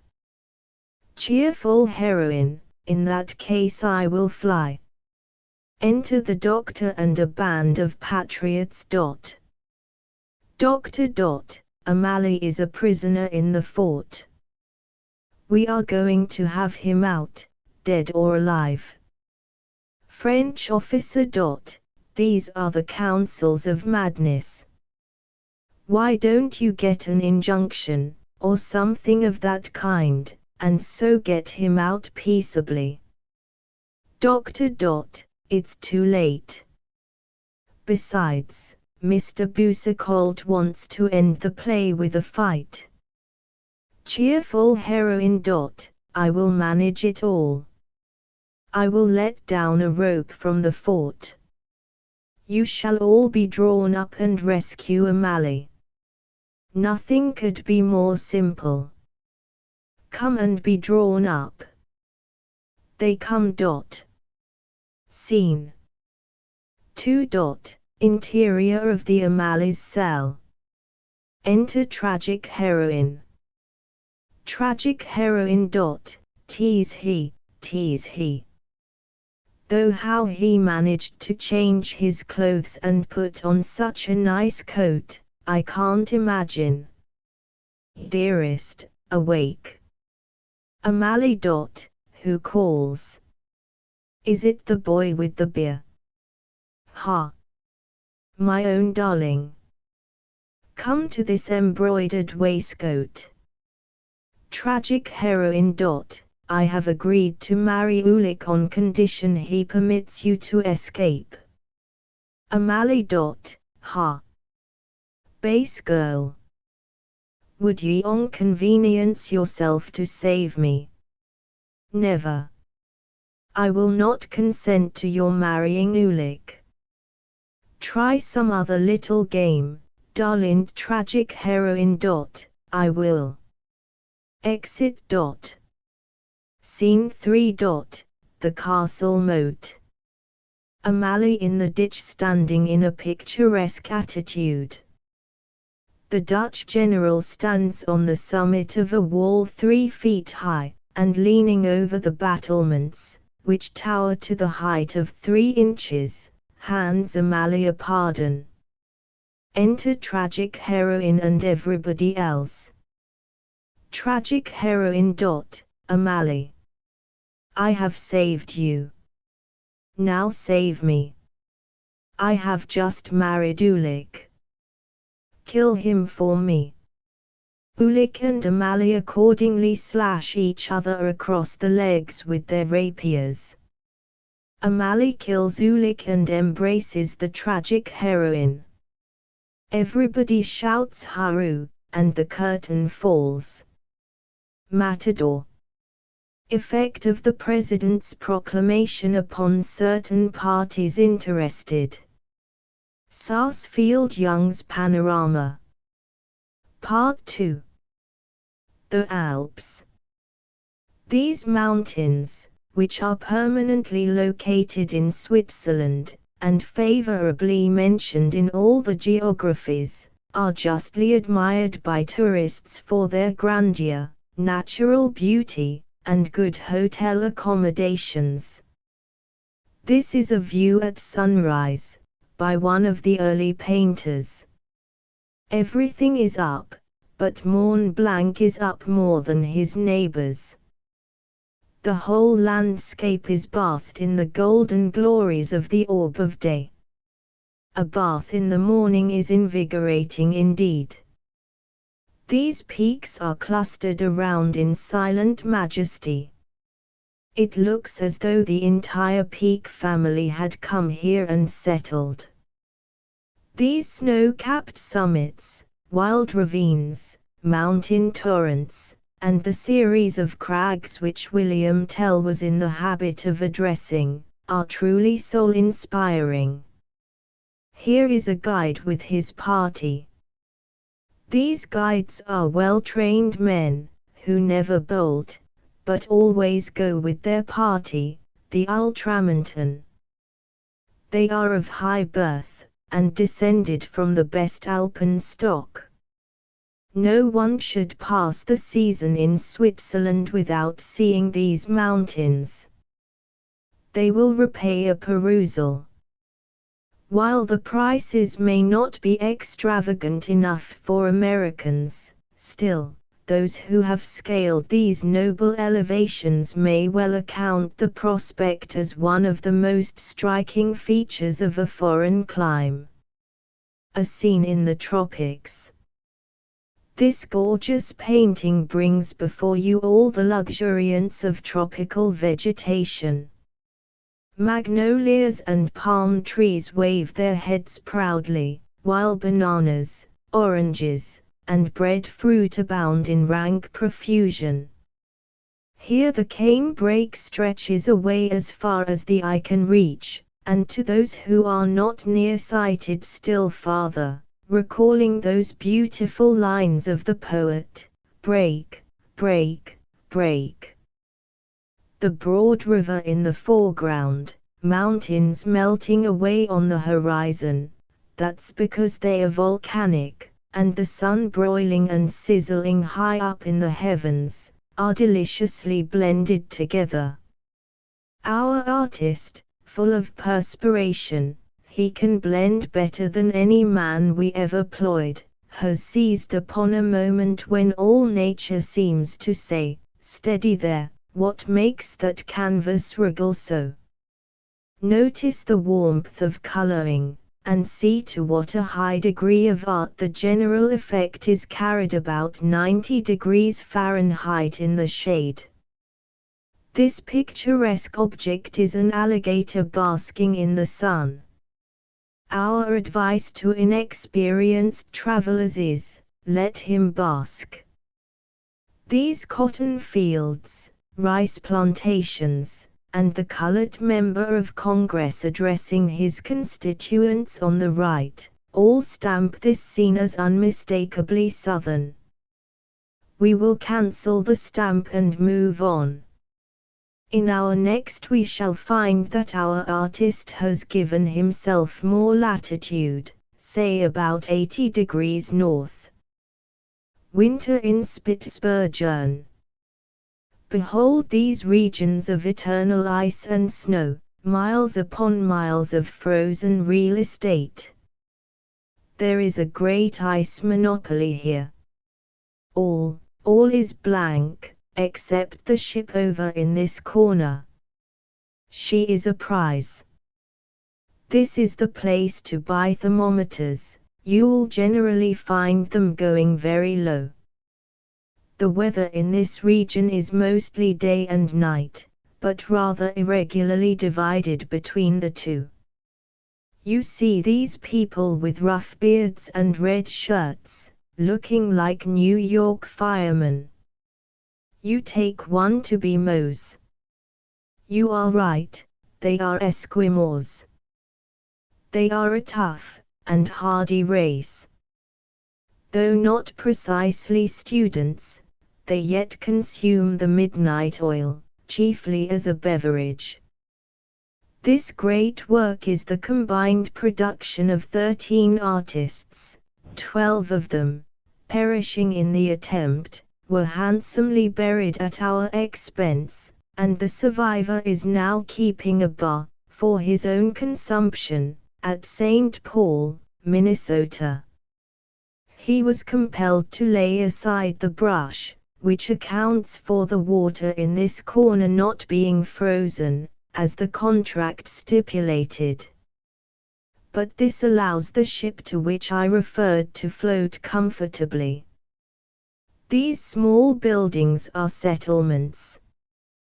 They are not so frequent here as in New York or Chicago, where businessmen inform me they occur about as often as once in 2 years. Ice cream for sale on this sign has a flavor of civilization in it.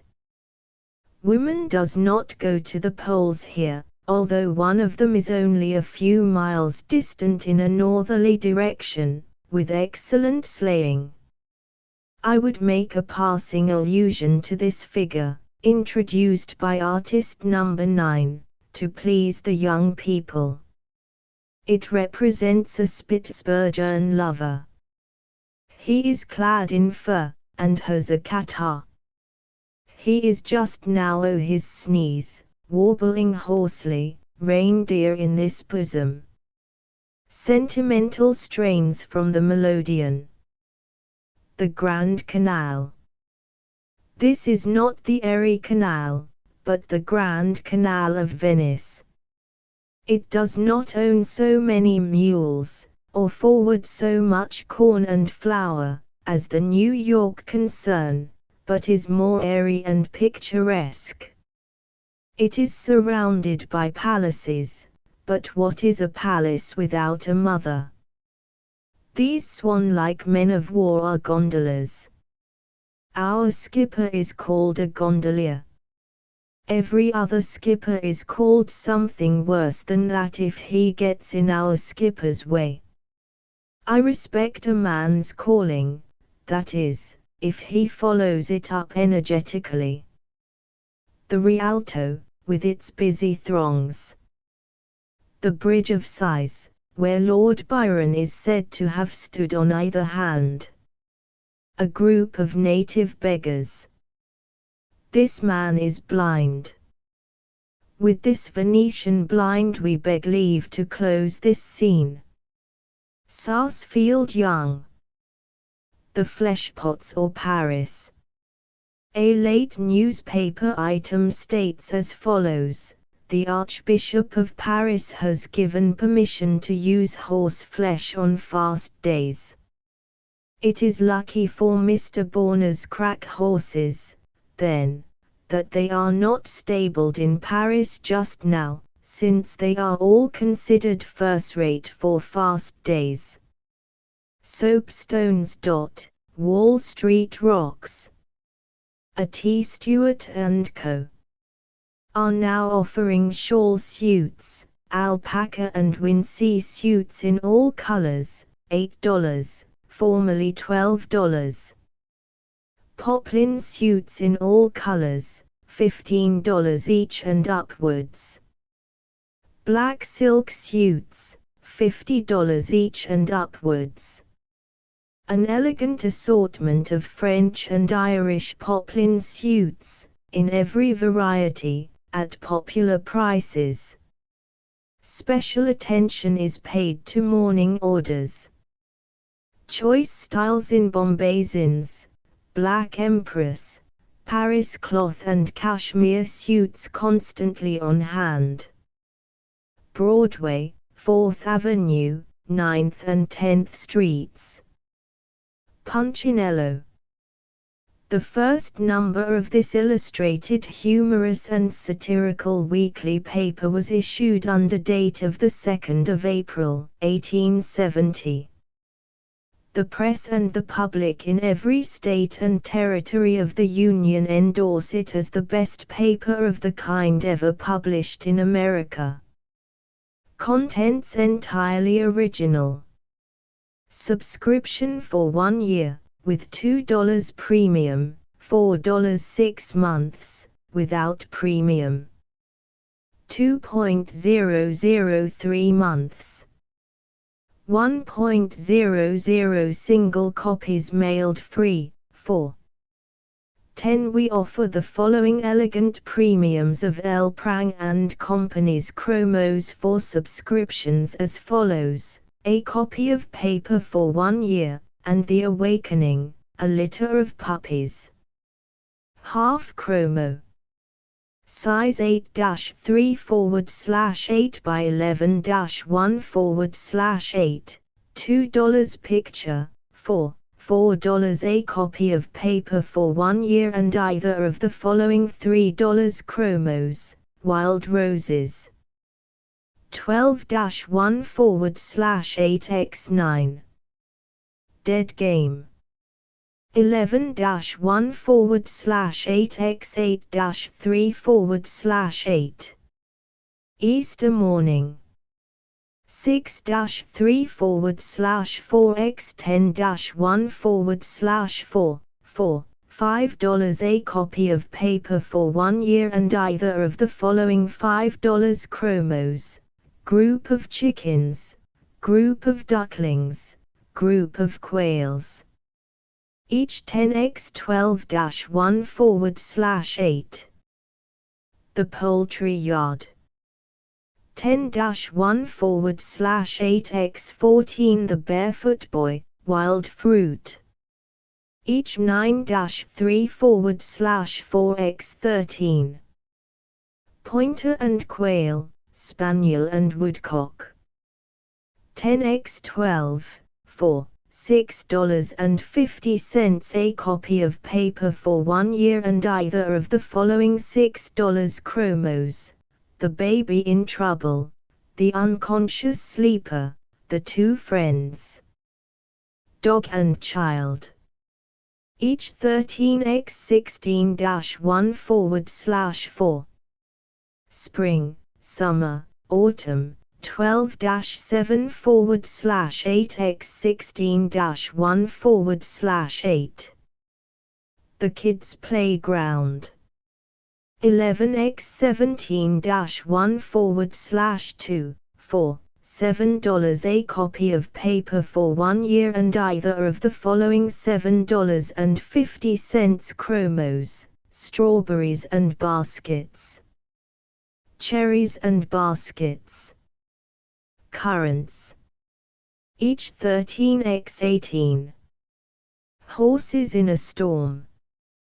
22-1/4x15-1/4.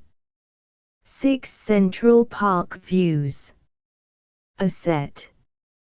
9-1/4x8x4-1/2, 4. $8. A copy of paper for 1 year and 6 American landscapes.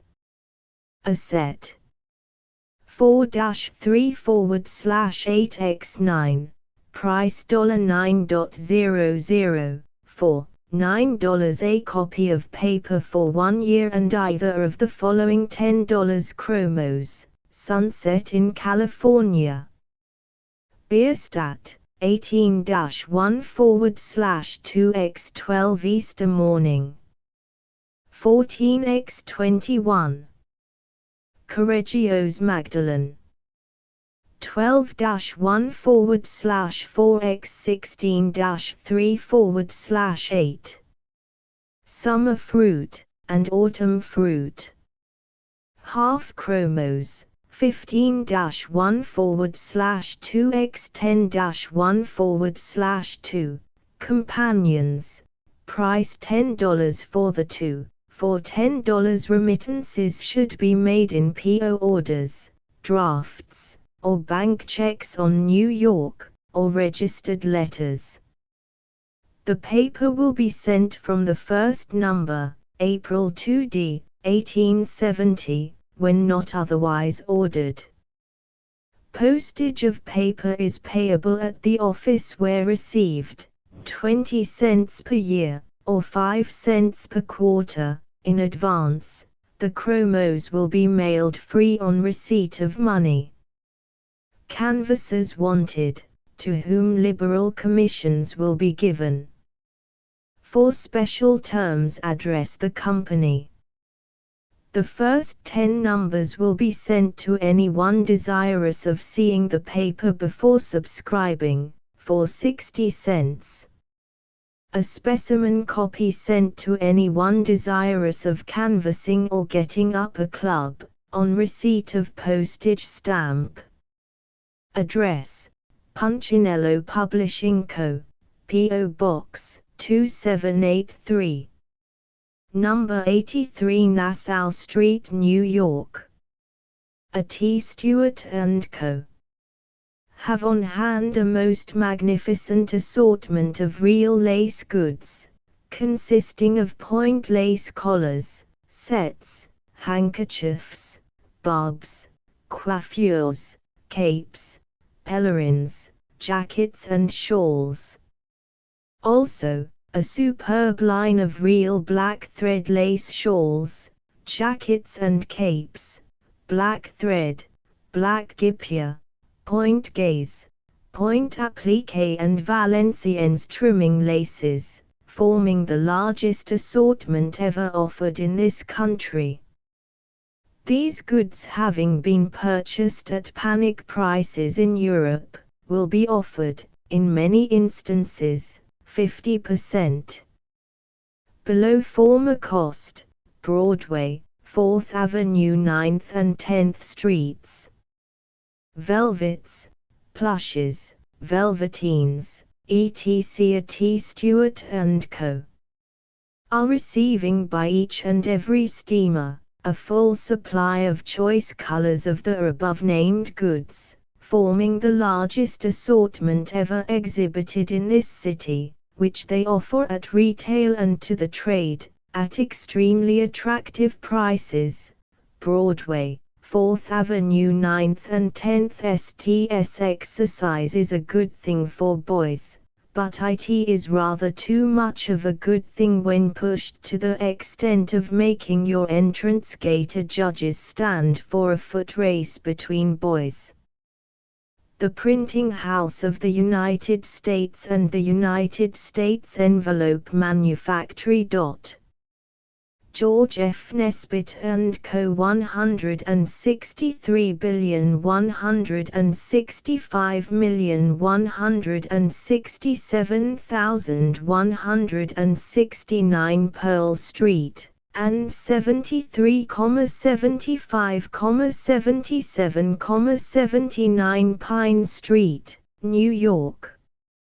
Execute all kinds of printing, furnish all kinds of stationery, make all kinds of blank books, execute the finest styles of lithography, makes the best and cheapest envelopes ever offered to the public. They have made all the prepaid envelopes for the United States Post Office Department for the past 16 years, and have invariably been the lowest bidders. Their machinery is the most complete, rapid and economical known in the trade. Travelers west and southwest should bear in mind that the ERIE Railway is by far the cheapest, quickest, and most comfortable route, making direct and sure connection at Cincinnati, with all lines by rail or river for New Orleans, Louisville, Memphis, St. Louis, Vicksburg, Nashville, Mobile, and all points south and southwest. Its drawing room and sleeping coaches on all express trains, running through to Cincinnati without change, are the most elegant and spacious used upon any road in this country, being fitted up in the most elaborate manner, and having every modern improvement introduced for the comfort of its patrons, running upon the broad gauge, revealing scenery along the line unequaled upon this continent, and rendering a trip over the ERIE one of the delights and pleasures of this life not to be forgotten.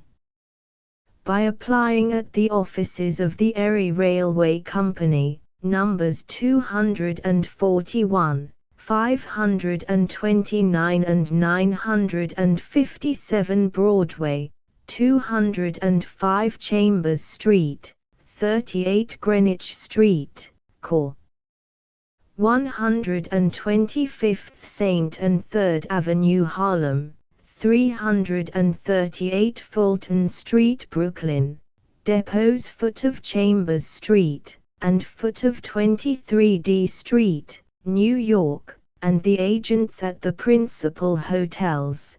Travelers can obtain just the ticket they desire, as well as all the necessary information. Punchinello, Vol. I, ending September 24, bound in extra cloth, is now ready. Price $2.50. Sent free by any publisher on receipt of price, or by Punchinello Publishing Company, 83 Nassau Street, New York. Professor James DeMille, author of The Dodge Club Abroad and other humorous works, will commence a new serial in the number of Punchinello for the 7th of January, 1871, written expressly for this paper. 138 and 140 Fulton Street, New York. Overcoats, $6. Overcoats, $8. Overcoats, $10. Overcoats, $15. Overcoats, $20. Overcoats, $25. Overcoats, $30. Overcoats, $35. Overcoats, $40. Overcoats, $45. Freeman and Burr's Clothing Warehouses. Freeman and Burr's stock is of unparalleled extent and variety. It embraces suits, overcoats, and clothing of every description, for all ages, and all classes and occasions.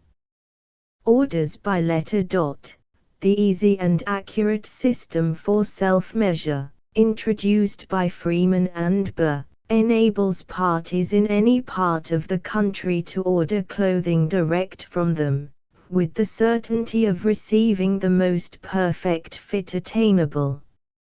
Rules for self-measure, samples of goods, price list, and fashion sheet, sent free on application. 138 and 140 Fulton Street, New York.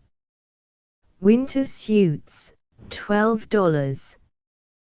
Winter suits, $15. Winter suits, $20. Winter suits, $30. Winter suits, $40. Winter suits, $50. Boys suits, $6. Boys suits, $8. Boys suits, $12. Boys suits, $18. A Christmas Story, written expressly for this paper, by Frank R. Stockton, author of Ting Ailing etc., etc., will be commenced in number 38, for December 17th, and concluded in 3 numbers. Asterisk asterisk asterisk end of the Project Gutenberg ebook Punchinello, Volume 2, No. 36, the 3rd of December, 1870 asterisk asterisk asterisk updated editions will replace the previous one, the old editions will be renamed. Creating the works from print editions not protected by U.S. copyright law means that no one owns a United States copyright in these works, so the Foundation, and you, can copy and distribute it in the United States without permission and without paying copyright royalties. Special rules, set forth in the general terms of use part of this license, apply to copying and distributing Project Gutenberg trademark symbol electronic works to protect the Project Gutenberg trademark symbol concept and trademark. Project Gutenberg is a registered trademark, and may not be used if you charge for an ebook, except by following the terms of the trademark license, including paying royalties for use of the Project Gutenberg trademark. If you do not charge anything for copies of this ebook, complying with the trademark license is very easy. You may use this ebook for nearly any purpose such as creation of derivative works, reports, performances and research. Project Gutenberg ebooks may be modified and printed and given away, You may do practically anything in the United States with ebooks not protected by U.S. copyright law. Redistribution is subject to the trademark license, especially commercial redistribution. Start. Full license. The full Project Gutenberg license. Please read this before you distribute or use this work to protect the Project Gutenberg trademark symbol mission of promoting the free distribution of electronic works. By using or distributing this work, or any other work associated in any way with the phrase Project Gutenberg, you agree to comply with all the terms of the full Project Gutenberg trademark symbol license available with this file or online at www.gutenberg.org/license. Section 1. General Terms of Use and Redistributing Project Gutenberg Trademark Symbol Electronic Works 1.0. By reading or using any part of this Project Gutenberg trademark symbol electronic work, you indicate that you have read, understand, agree to and accept all the terms of this license and intellectual property, trademark/copyright, agreement. If you do not agree to abide by all the terms of this agreement, you must cease using and return or destroy all copies of Project Gutenberg trademark symbol electronic works in your possession. If you paid a fee for obtaining a copy of or access to a Project Gutenberg trademark symbol electronic work and you do not agree to be bound by the terms of this agreement, you may obtain a refund from the person or entity to whom you paid the fee as set forth in paragraph 1.e.8. 1.b Project Gutenberg is a registered trademark. It may only be used on or associated in any way with an electronic work by people who agree to be bound by the terms of this agreement. There are a few things that you can do with most Project Gutenberg trademark symbol electronic works even without complying with the full terms of this agreement. See paragraph 1.c below.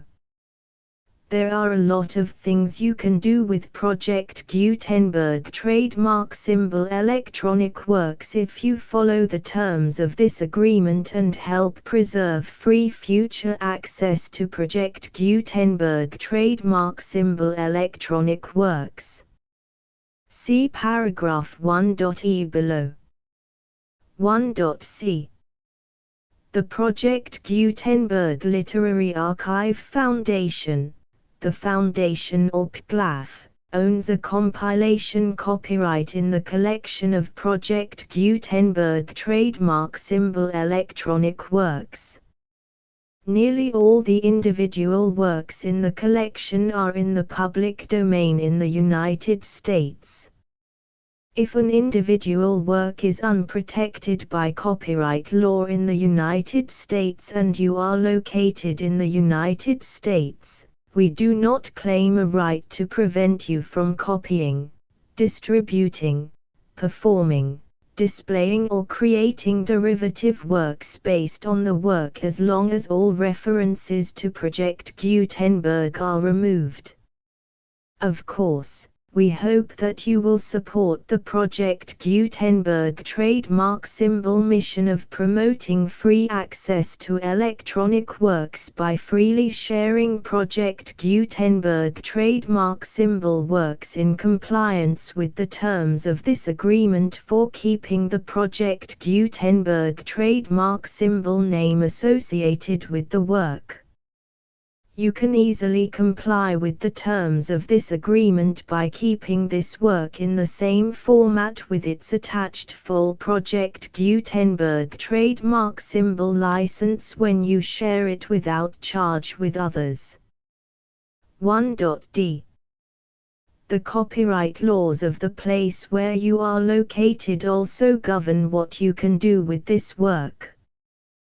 Copyright laws in most countries are in a constant state of change. If you are outside the United States, check the laws of your country in addition to the terms of this agreement before downloading, copying, displaying, performing, distributing or creating derivative works based on this work or any other Project Gutenberg trademark symbol work. The Foundation makes no representations concerning the copyright status of any work in any country other than the United States. 1.e Unless you have removed all references to Project Gutenberg, 1.e.1. The following sentence, with active links to, or other immediate access to, the full Project Gutenberg trademark symbol license must appear prominently whenever any copy of a Project Gutenberg trademark symbol work, any work on which the phrase Project Gutenberg appears, or with which the phrase Project Gutenberg is associated, is accessed, displayed, performed, viewed, copied or distributed. This ebook is for the use of anyone anywhere in the United States and most other parts of the world at no cost and with almost no restrictions whatsoever. You may copy it, give it away or reuse it under the terms of the Project Gutenberg license included with this ebook or online at www.gutenberg.org. If you are not located in the United States, you will have to check the laws of the country where you are located before using this ebook. 1.e.2. If an individual Project Gutenberg trademark symbol electronic work is derived from texts not protected by U.S. copyright law, does not contain a notice indicating that it is posted with permission of the copyright holder, the work can be copied and distributed to anyone in the United States without paying any fees or charges. If you are redistributing or providing access to a work with the phrase Project Gutenberg associated with or appearing on the work, you must comply either with the requirements of paragraphs 1.e.1 through 1.e.7 or obtain permission for the use of the work and the Project Gutenberg trademark symbol trademark as set forth in paragraphs 1.e.8 or 1.e.9. 1.e.3. If an individual Project Gutenberg trademark symbol electronic work is posted with the permission of the copyright holder, your use and distribution must comply with both paragraphs 1.e.1 through 1.e.7 and any additional terms imposed by the copyright holder. Additional terms will be linked to the Project Gutenberg trademark symbol license for all works posted with the permission of the copyright holder found at the beginning of this work. 1.e.4. Do not unlink or detach or remove the full Project Gutenberg trademark symbol license terms from this work, or any files containing a part of this work or any other work associated with Project Gutenberg trademark symbol. 1.e.5. Do not copy, display, perform, distribute or redistribute this electronic work, or any part of this electronic work, without prominently displaying the sentence set forth in paragraph 1.e.1 with active links or immediate access to the full terms of the Project Gutenberg trademark symbol license. 1.e.6. You may convert to and distribute this work in any binary, compressed, marked up, non-proprietary or proprietary form, including any word processing or hypertext form. However, if you provide access to or distribute copies of a Project Gutenberg trademark symbol work in a format other than plain vanilla ASCII or other format used in the official version posted on the official Project Gutenberg trademark symbol website, www.gutenberg.org, you must, at no additional cost, fee or expense to the user, provide a copy, a means of exporting a copy, or a means of obtaining a copy upon request, of the work in its original plain vanilla ASCII or other form. Any alternate format must include the full Project Gutenberg trademark symbol license as specified in paragraph 1.e.1. 1.e.7. Do not charge a fee for access to, viewing, displaying, performing, copying or distributing any Project Gutenberg trademark symbol works unless you comply with paragraph 1.e.8 or 1.e.9. 1.e.8. You may charge a reasonable fee for copies of or providing access to or distributing Project Gutenberg trademark symbol electronic works provided that you pay a royalty fee of 20% of the gross profits you derive from the use of Project Gutenberg trademark symbol works calculated using the method you already use to calculate your applicable taxes. The fee is owed to the owner of the Project Gutenberg trademark symbol trademark, but he has agreed to donate royalties under this paragraph to the Project Gutenberg Literary Archive Foundation. Royalty payments must be paid within 60 days following each date on which you prepare, or are legally required to prepare, your periodic tax returns. Royalty payments should be clearly marked as such and sent to the Project Gutenberg Literary Archive Foundation at the address specified in Section 4, Information about donations to the Project Gutenberg Literary Archive Foundation. You provide a full refund of any money paid by a user who notifies you in writing, or by email, within 30 days of receipt that he does not agree to the terms of the full Project Gutenberg trademark symbol license. You must require such a user to return or destroy all copies of the works possessed in a physical medium and discontinue all use of and all access to other copies of Project Gutenberg trademark symbol works.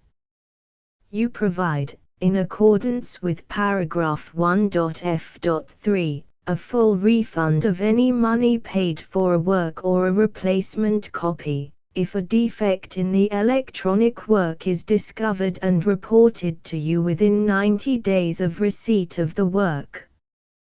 You comply with all other terms of this agreement for free distribution of Project Gutenberg trademark symbol works. 1.e.9. If you wish to charge a fee or distribute a Project Gutenberg trademark symbol electronic work or group of works on different terms than are set forth in this agreement, you must obtain permission in writing from the Project Gutenberg Literary Archive Foundation, the manager of the Project Gutenberg trademark symbol trademark. Contact the Foundation as set forth in Section 3 below. 1.f1.f.1. Project Gutenberg volunteers and employees expend considerable effort to identify, do copyright research on, transcribe and proofread works not protected by U.S. copyright law in creating the Project Gutenberg trademark symbol collection. Despite these efforts, Project Gutenberg trademark symbol electronic works, and the medium on which they may be stored, may contain defects such as, but not limited to, incomplete, inaccurate or corrupt data, transcription errors, a copyright or other intellectual property infringement, a defective or damaged disk or other medium, a computer virus, or computer codes that damage or cannot be read by your equipment. 1.f.2 Limited warranty, disclaimer of damages, except for the right of replacement or refund described in paragraph 1.f.3, the Project Gutenberg Literary Archive Foundation, the owner of the Project Gutenberg trademark symbol trademark, and any other party distributing a Project Gutenberg trademark symbol electronic work under this agreement, disclaim all liability to you for damages, costs and expenses, including legal fees. You agree that you have no remedies for negligence, strict liability, breach of warranty or breach of contract except those provided in paragraph 1.f.3.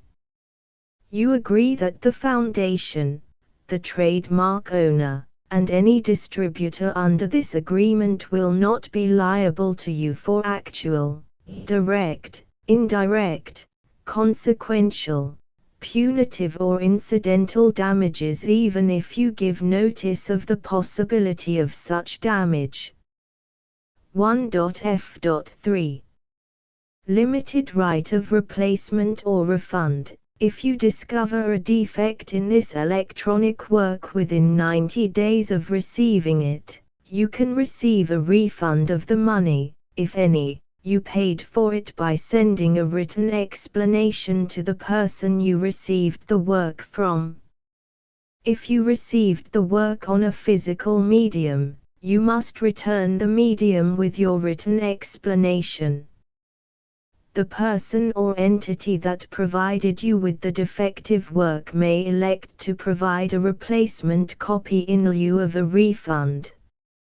If you received the work electronically, the person or entity providing it to you may choose to give you a second opportunity to receive the work electronically in lieu of a refund.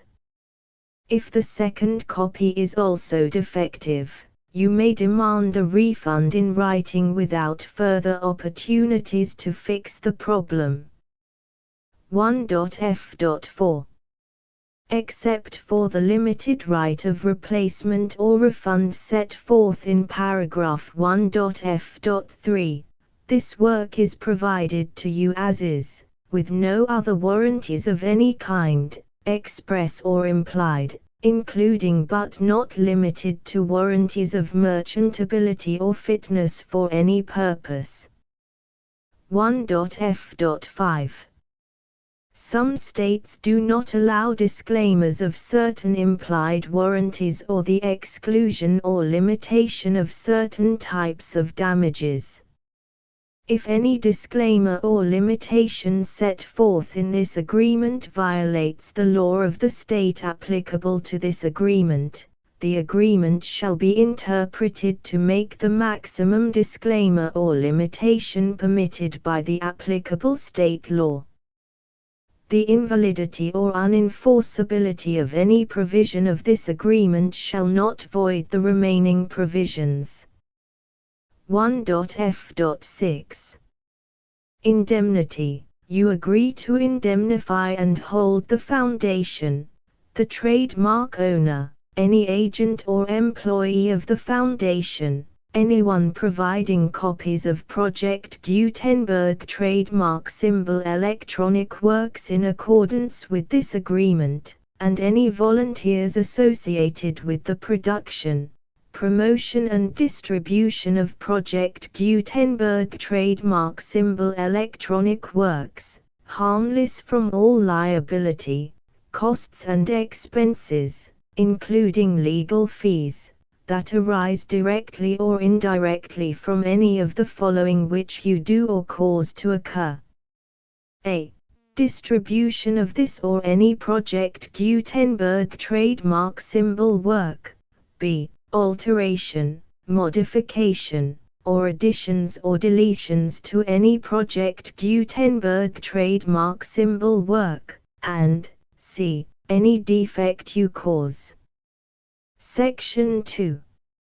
Information about the mission of Project Gutenberg trademark symbol. Project Gutenberg trademark symbol is synonymous with the free distribution of electronic works in formats readable by the widest variety of computers, including obsolete, old, middle-aged and new computers. It exists because of the efforts of hundreds of volunteers and donations from people in all walks of life. Volunteers and financial support to provide volunteers with the assistance they need are critical to reaching Project Gutenberg trademark symbol's goals and ensuring that the Project Gutenberg trademark symbol collection will remain freely available for generations to come. In 2001, the Project Gutenberg Literary Archive Foundation was created to provide a secure and permanent future for Project Gutenberg trademark symbol and future generations. To learn more about the Project Gutenberg Literary Archive Foundation and how your efforts and donations can help, see sections 3 and 4 and the Foundation information page at www.gutenberg.org. Section 3. Information about the Project Gutenberg Literary Archive Foundation. The Project Gutenberg Literary Archive Foundation is a non-profit 501(c)(3) educational corporation organized under the laws of the state of Mississippi and granted tax-exempt status by the Internal Revenue Service. The Foundation's IN or Federal Tax Identification Number is 64-6221541. Contributions to the Project Gutenberg Literary Archive Foundation are tax-deductible to the full extent permitted by U.S. federal laws and your state's laws. The Foundation's business office is located at 809 North 1500 West, Salt Lake City, UT 84116. 801-596-1887. Email contact links and up-to-date contact information can be found at the Foundation's website and official page at www.gutenberg.org/contact section 4. Information about donations to the Project Gutenberg Literary Archive Foundation. Project Gutenberg trademark symbol depends upon and cannot survive without widespread public support and donations to carry out its mission of increasing the number of public domain and licensed works that can be freely distributed in machine-readable form accessible by the widest array of equipment, including outdated equipment. Many small donations, $1 to $5,000, are particularly important to maintaining tax-exempt status with the IRS. The Foundation is committed to complying with the laws regulating charities and charitable donations in all 50 states of the United States.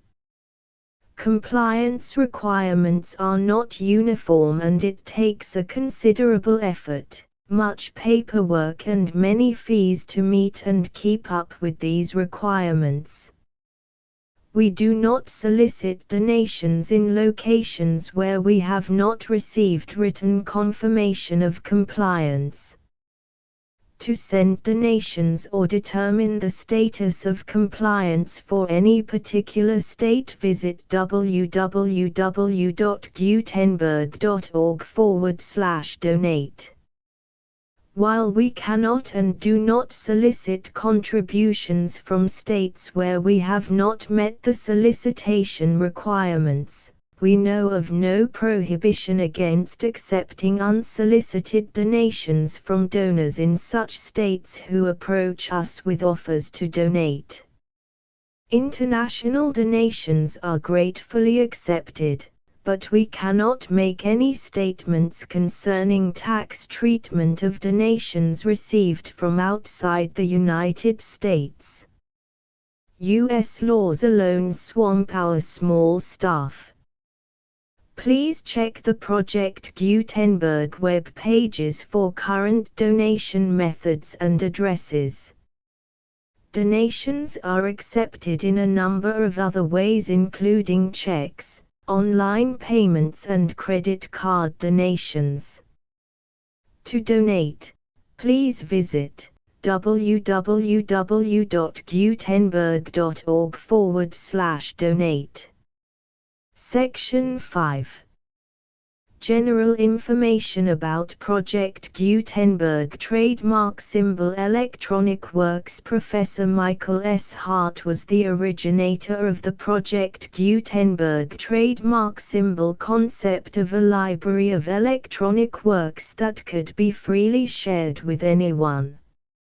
For 40 years, he produced and distributed Project Gutenberg trademark symbol ebooks with only a loose network of volunteer support. Project Gutenberg trademark symbol ebooks are often created from several printed editions, all of which are confirmed as not protected by copyright in the US unless a copyright notice is included. Thus, we do not necessarily keep ebooks in compliance with any particular paper edition. Most people start at our website, which has the main PG search facility, www.gutenberg.org. This website includes information about Project Gutenberg trademark symbol, including how to make donations to the Project Gutenberg Literary Archive Foundation, how to help produce our new ebooks, and how to subscribe to our email newsletter to hear about new ebooks. Punchinello Volume 2. Number 36. Published by the Punchinello Publishing Company, 83 Nassau Street, New York. The full Project Gutenberg license,